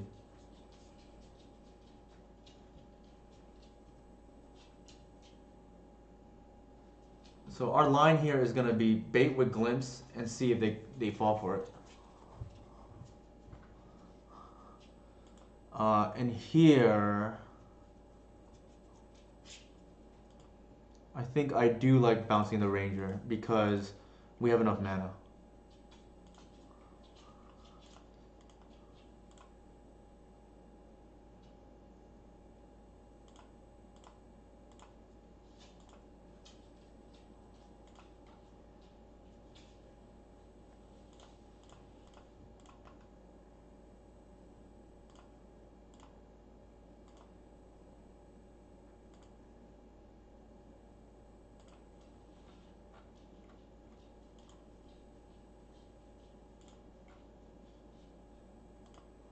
So this is going to be a check for Containment Priest too.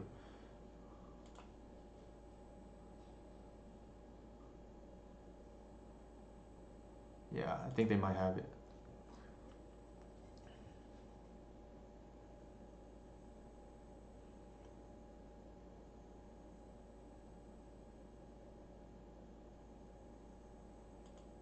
Oh, they're trying to get the Force because they think it could be Shepherd, which is fair too. That's the nice thing about having the one in your deck because you can threaten it.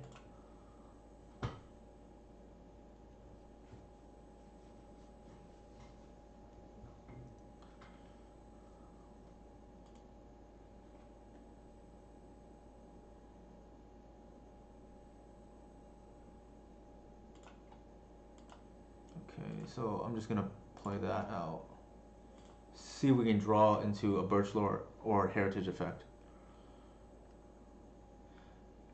It's okay. We're playing it safe. We're not under a ton of pressure, and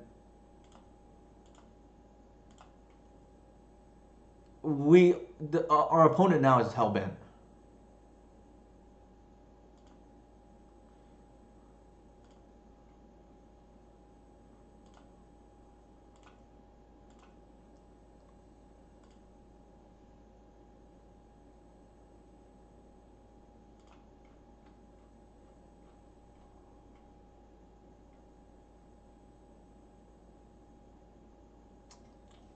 Hmm.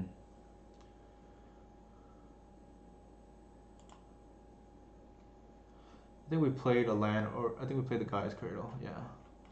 So there's nothing else we can do here, so we just pass the turn.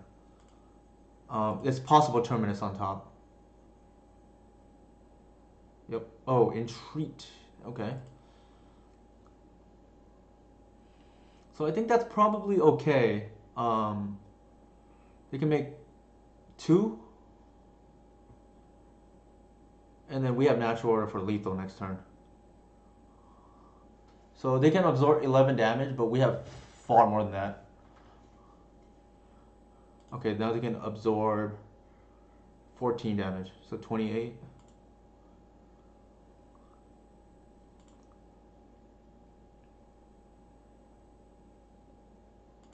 Okay, that now it's definitely lethal.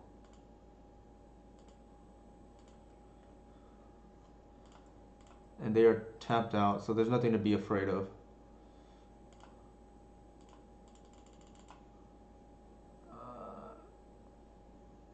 Let's just double check. So they all get 5.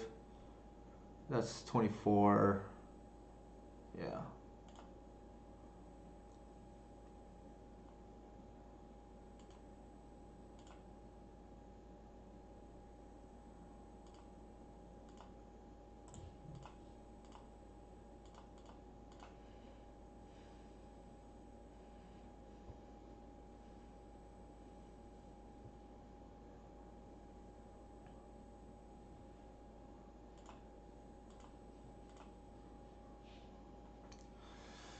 So 3-0. We are halfway there, guys. 3-0.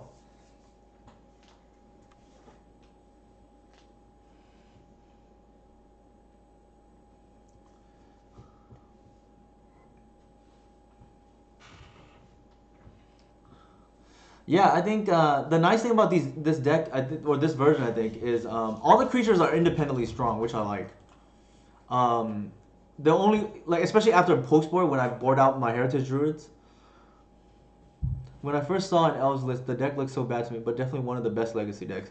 Yeah, I think in my power rankings, I think Elves is probably second personally to me. I think the reason being is because it's a little easier to hate out than Rug Delver, and if people wanted to, they can also play things like Belcher, which have good Elf matchups.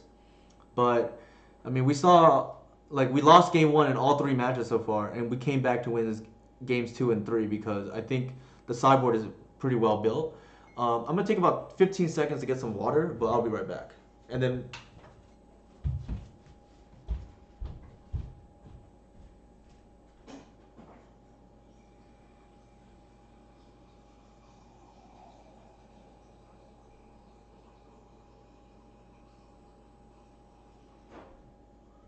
good boy, Luke.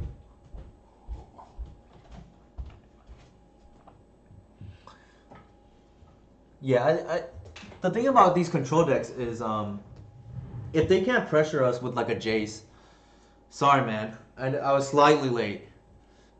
But if they can't pressure us with a Jace, we just have infinite time to just grind them out.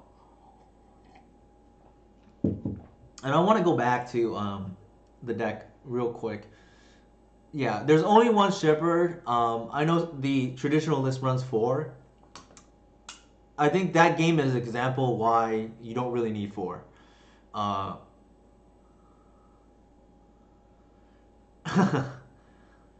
uh, Against Delver, I think it's personally favorable. It's not as good as it used to be because I think Delver pilots are just more aware of elves now. It's on the radar. They have more sideboard cards for it, and they are actively mulling aggressively for Arcanist, which is how they can steal game 1. That's how we actually lost game 1 against Utopia Mycon earlier because they had or actually it was against Ozymandias, Matt, because they had an unchecked Arcanist, and that's one of the ways that elves can lose game 1. But Reclaimer does help in the Arcanist matchup, typically against Delver specifically, because being a 3/4 you can block it. And if they're not aware, you can also block untap. Sorry, trigger on the Arcanist trigger on the stack. You can Reclaimer for a Bog, untap it with either a Wirewood or a Queen Ranger, and then kill it in combat. And then they actually got no value out. It's a 0 for 1. Um, it's a 0 for 1 for us. So we had 2 more matches. I think this is a promising league so far. So cross your fingers.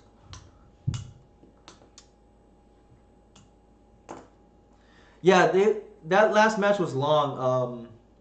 They were actually behind on clock, so I don't know if they would have won regardless, but we were pretty ahead anyways. Little known secret, or at least I guess some people know, Oko is not the best against elves, especially when you're behind. And that's exactly what happened there. They were behind, they stuck a Oko, but we just ignored it. Um, it depends. Uh, I think elves, especially this version, is a very difficult deck to play. This version is probably the hardest deck to play in Legacy. If you put in the time, and I know people who have, one is my good friend George Heinrich, uh, aka Cannon Enfutter, or he goes by Aaron Relentless on Twitter. But he picked this deck up in March, having never played elves before, and within 2 weeks he top 8'd the challenge. And hey, Romero, how's it going? So I think it's definitely possible for you to pick it up, but you would have to put a lot of work into it. And if you think you're gonna make mistakes, uh, I would recommend it, but there will be growing pains if that makes sense. I think Elves is a really strong deck, but it's very difficult to play. So don't get frustrated if you do make mistakes, because even I make mistakes from time to time, and um, I'm available if anybody wants to ask questions. So you can just find me on Discord or Twitter. And I think asking questions is probably the best way to improve at the deck, because that's how George got really good. And I think he went through a stretch in March, April, and May where he top 8'd like 6 or 7 different challenges, uh, all 8 weeks in a row, which was phenomenal feat. So here we're gonna lead it with the classic Green Sun for 0.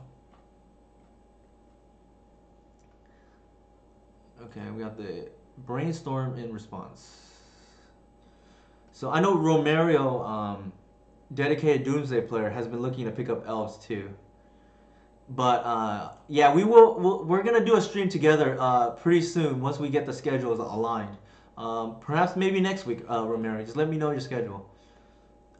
Usually I try to stream now once a week, because I know people seem to be enjoying the content. But so this is the stream for this week, and Romario is looking to pick up the deck too, so it's good if you can work with people together on it. Alright, so they went turn 1, Brainstorm into Ponder. It almost feels like they're playing some kind of combo deck. Probably Omnitel, maybe? I'm not 100% sure. But nonetheless, based on what they have, I think I'm just going to play everything out.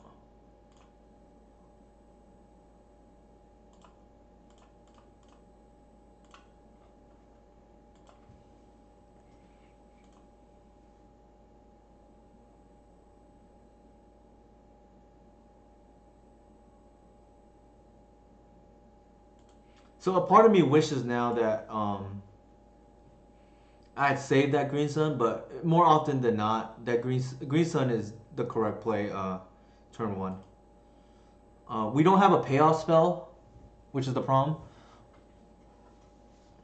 But we do have a lot more creatures on board because of that Green Sun on 1. So I think they are on Omnitel. The problem is, if we didn't Green Sun, our hand would have been a lot slower. And we probably don't get there anyways. It felt like they were playing a combo deck based on what they were doing. Yeah. It more often than not is the correct play. If you're unsure, just go with it.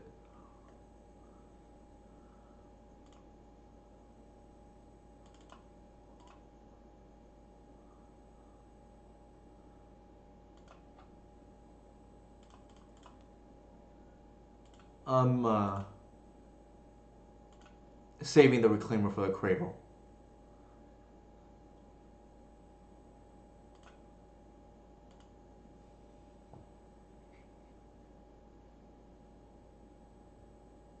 Yikes.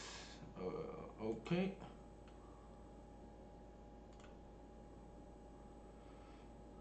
Yeah, there's not much we could have done there. See, if we had saved the green sun, it would have been too slow anyways, and I don't think we can beat Omniscience, to be honest. So for whatever reason, our main deck has been failing us today. We've lost now 4 straight.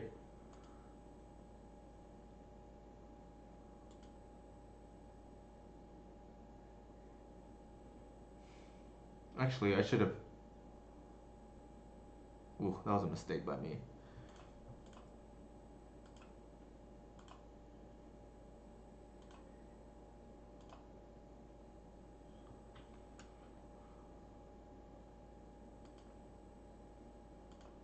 So we do have a green sun activation. I mean, natural order is live here.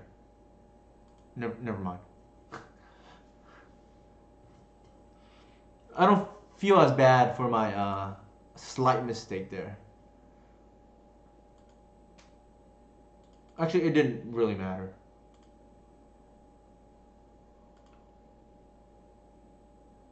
Alright, so we lost this one.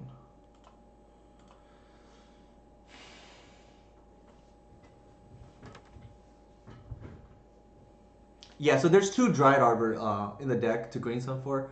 A Karakan 13.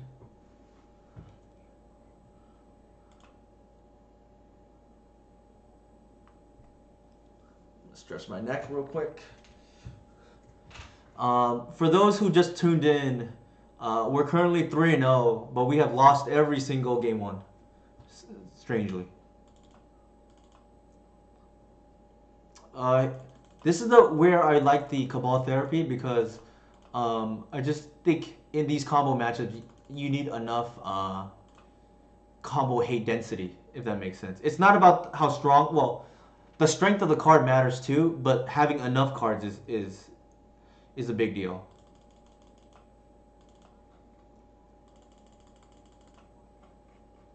So just for those who are curious, here is how I typically board. So I'll bring it up real quick. So this is like a show and tell category, and this is with the latest. So I've updated my spreadsheet to update for the latest list too. And you want the 6 discard spells. You want the 2 crop rotation for speed. Karakas can be relevant here, but typically more relevant against the sneak and show versions than the Omnitel versions. And that's it.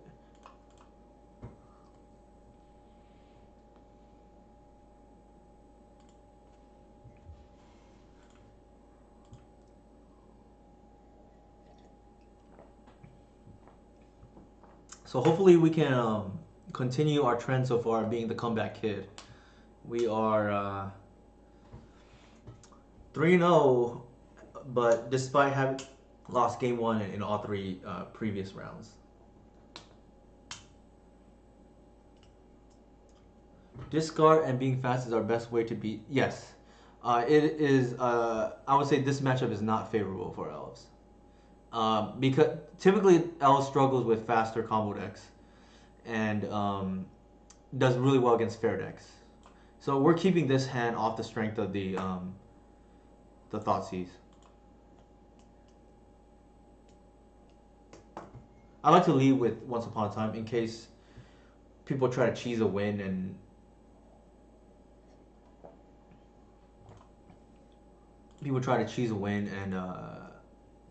force it for whatever reason.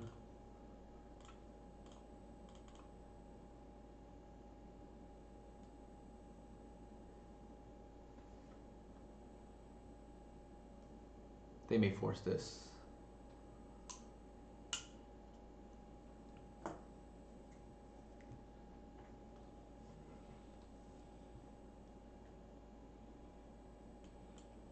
So Veil of Summer. They can have that. Um. Yeah, we're gonna take the show and tell.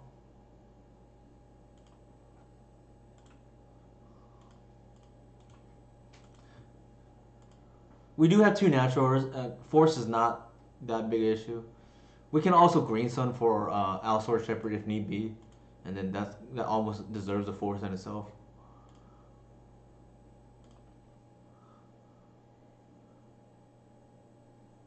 All right, so I'm gonna lead. Well, actually, I want to make sure this resolves.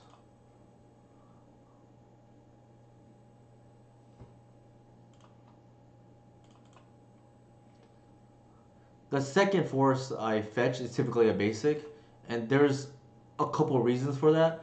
I'm not gonna get into it too much here, but if you're unsure why the default second one is basic, feel free to message me. One of them obviously is to play around back to basics or things like that, Blood Moon, but also you want to save the second body to fetch later on if need be. Is the main reason. And that's why I actually don't like Veil Summer too much against elves because sometimes they're on the play, they Dotseize turn one, and you're stuck with a Veil Summer now. Okay, so here is interesting because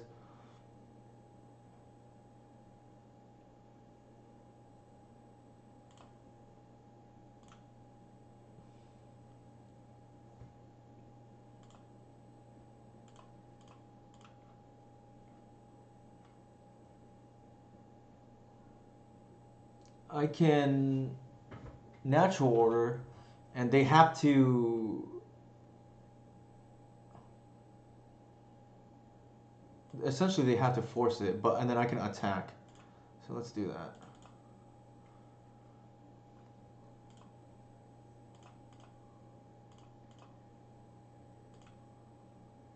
And I'm pitching the Arbor there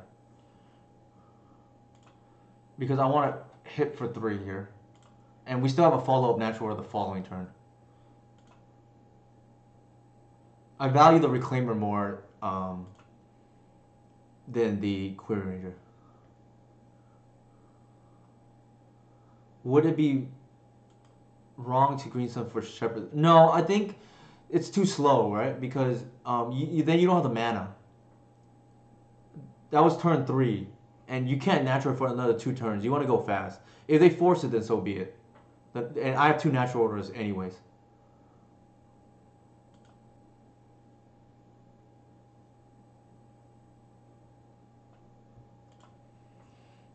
And then we know what's in their hand. They have a Veil of Summer. Oh, actually, probably not anymore with the Brainstorm. Let's see. We saw Euro. We saw an Ice Fang, so we can't attack safely.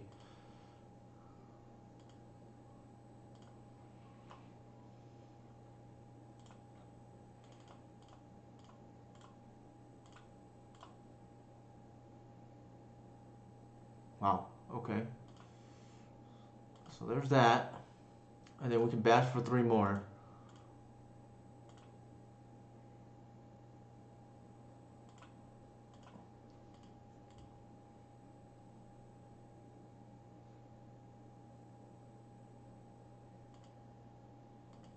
Euro is going to be problematic because we boarded out the bog, not thinking they would keep that card in. Huh.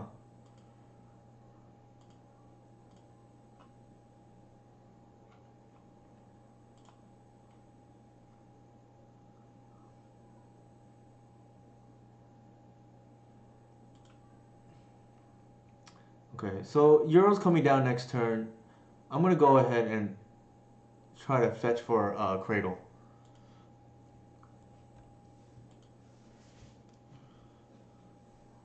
It was just unfortunate there that they had 2 forces.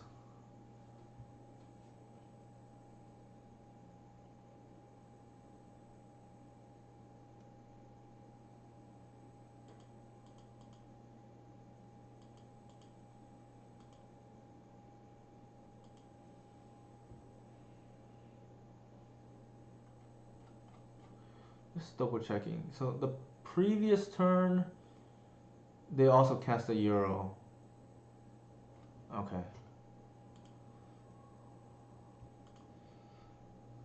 So here we have the Caracas actually to deal with the euro that we have boarded in, and ironically now relevant.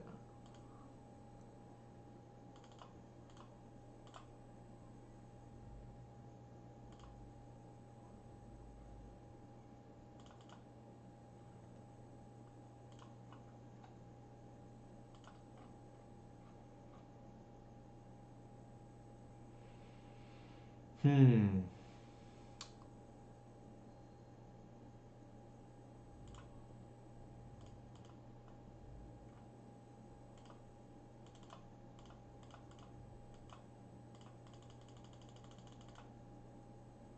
Do we have any more? No, we don't.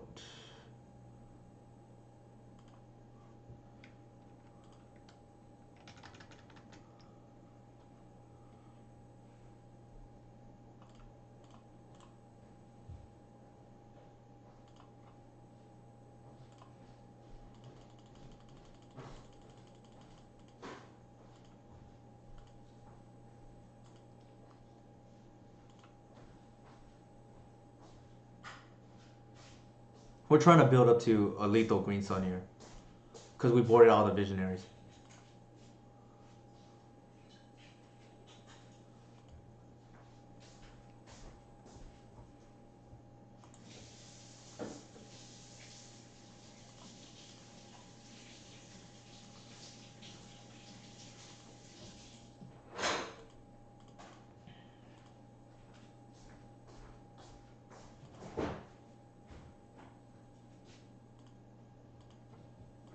It's possible we should have green sun preemptively for Allosaurus Shepherd to get our clock going, but then we don't have the cradle here.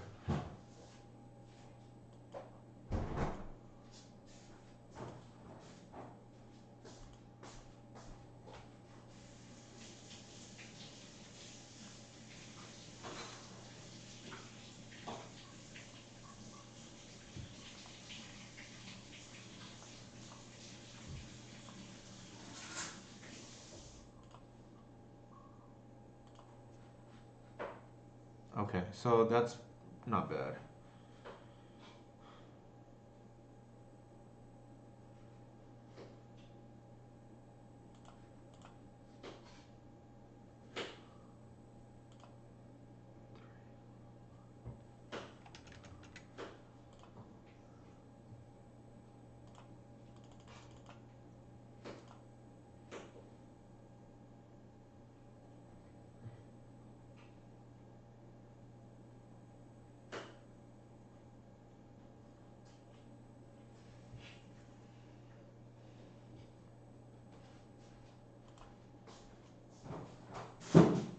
Thanks, Romario.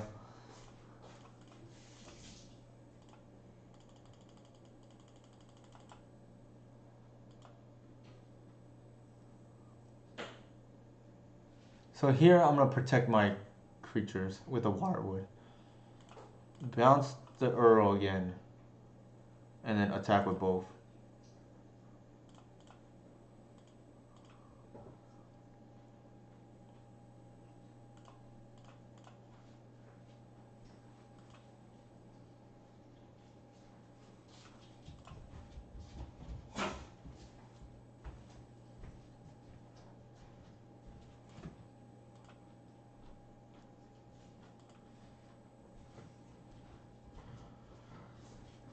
So we need to draw another, either a green sun or natural word here.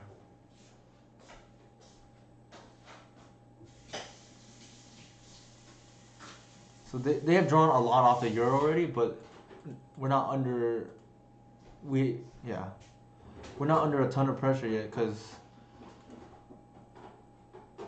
I think a few of the show and tells are already gone. Looks like one, two. This has become a fair matchup now. Yeah, a lot of times it seems like it's natural or a bust, right, Romario?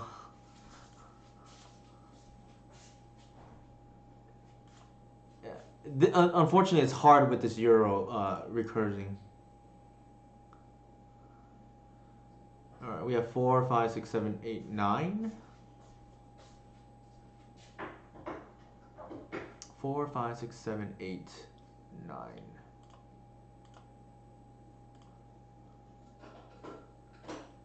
Let me double check if that's lethal.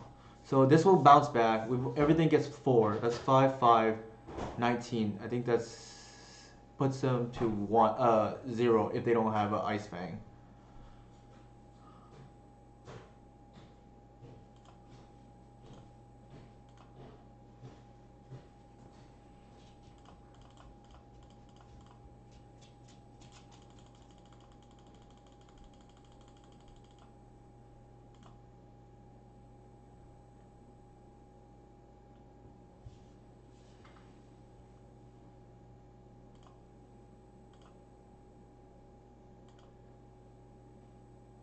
Yeah, we need a second Ice Fang here to stay alive.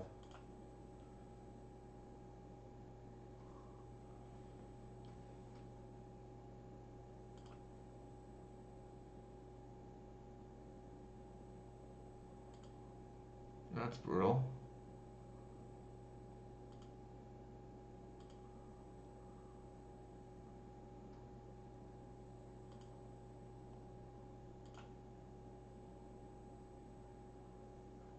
Okay, so they should have done with the hoof trigger on the stack, but now this is really tough for us because Euro. Ugh.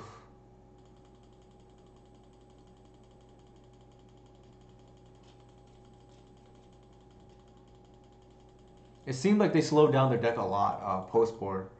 Um, we could use Wirewood Symbiote right now.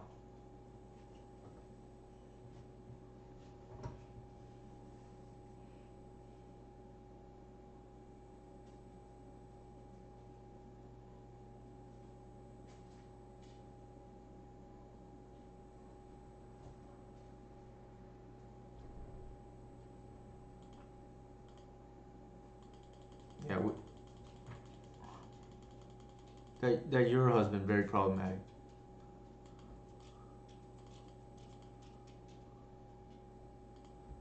I wasn't expecting this match to be as grindy as it has been so far.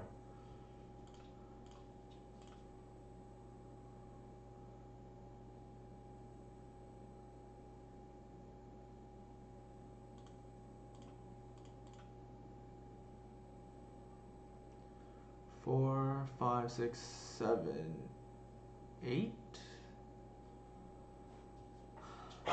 4, 5, 6, 7, 8. And then we have 2 attackers. They would both get 4. That's not enough.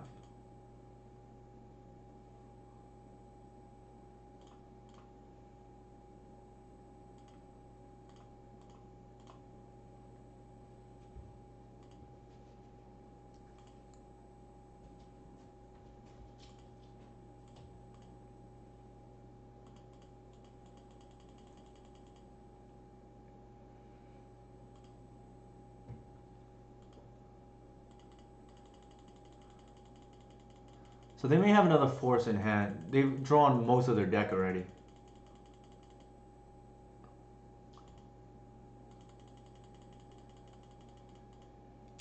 Uh, you can find it online. It's also on my Discord. Unfortunately, I don't know how to post it on Twitch yet. I will figure that out after this chat, or after this stream. I mean.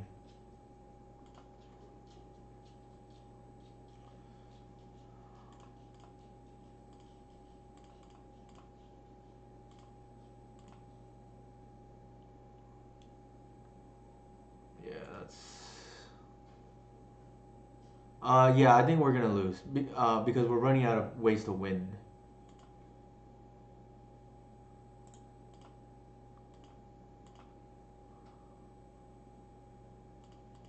And I didn't think Euro would be relevant in this matchup. but so far it has been. Um,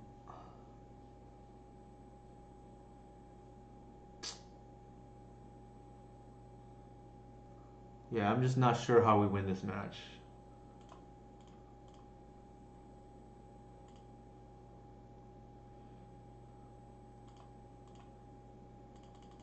They've drawn twice as much as us because of Euro recursion.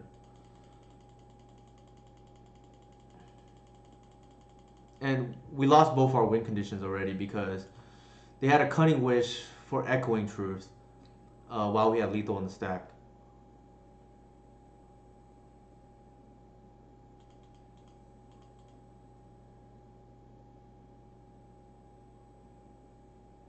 The other thing is they might deck themselves because I'm not sure they can win either.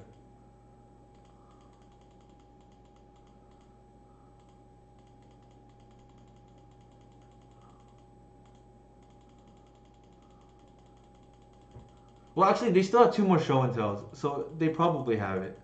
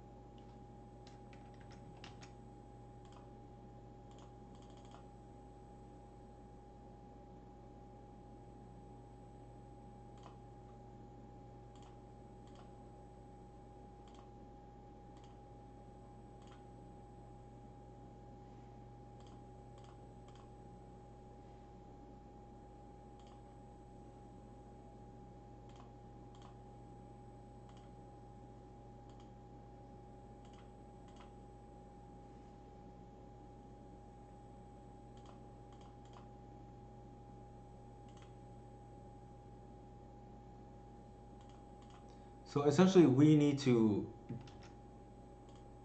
deal lethal before they can find show and tell, which is going to be tough given they've been gaining 3 life or 6 life a turn.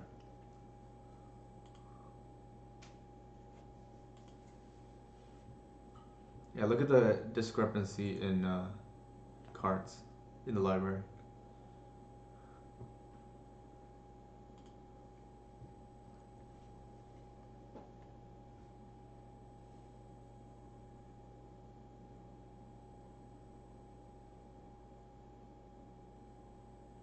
It's highly likely that they already.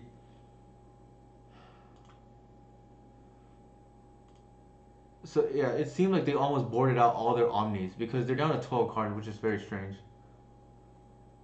They cast they forced it twice, but okay, so we now it's over.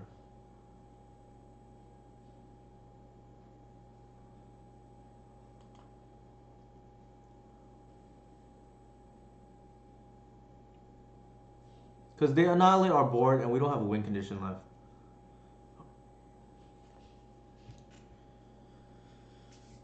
This one was tough. I wasn't prepared for how they sideboarded. They sideboarded in. They sideboarded out the combo, which doesn't make much sense to me. Cause, yeah.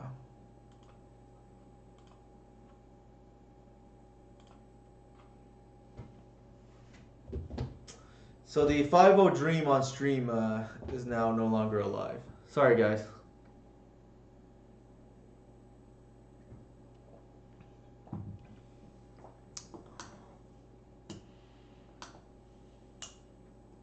Yeah, I think I'm not sure there was much we could have done there.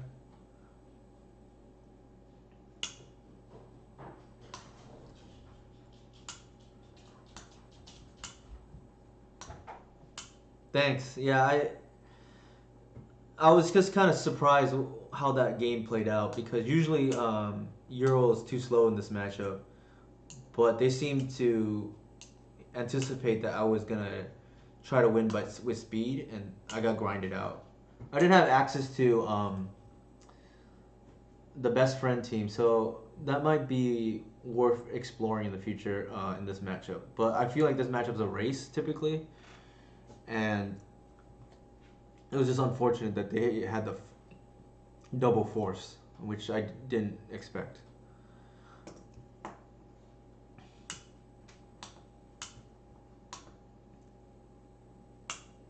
So there was a play early in the game, chat, where I green sun for 0 instead of saving it for Allosaurus Shepherd because I wanted to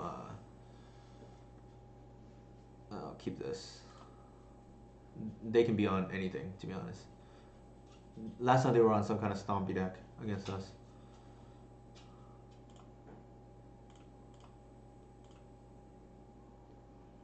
But yeah, I use a green sun for 0 instead of saving it for 1 because I figured I had 2 natural order in hand. If they counter the first one, they're also down 2 cards. They also drew into the second one, which was kind of brutal. So they're on lands. I don't particularly like this matchup, but having the bog here is kind of helpful. Tabernacle is one of the most miserable cards for elves to have to play through. So they are on blue lands.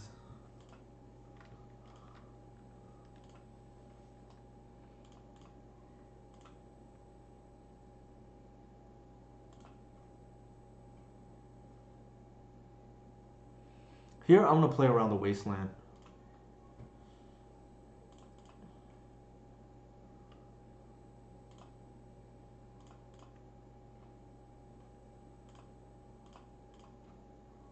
And then I'm going to generate more mana. If they have the Tabernacle, it's hard for us to play around anyways.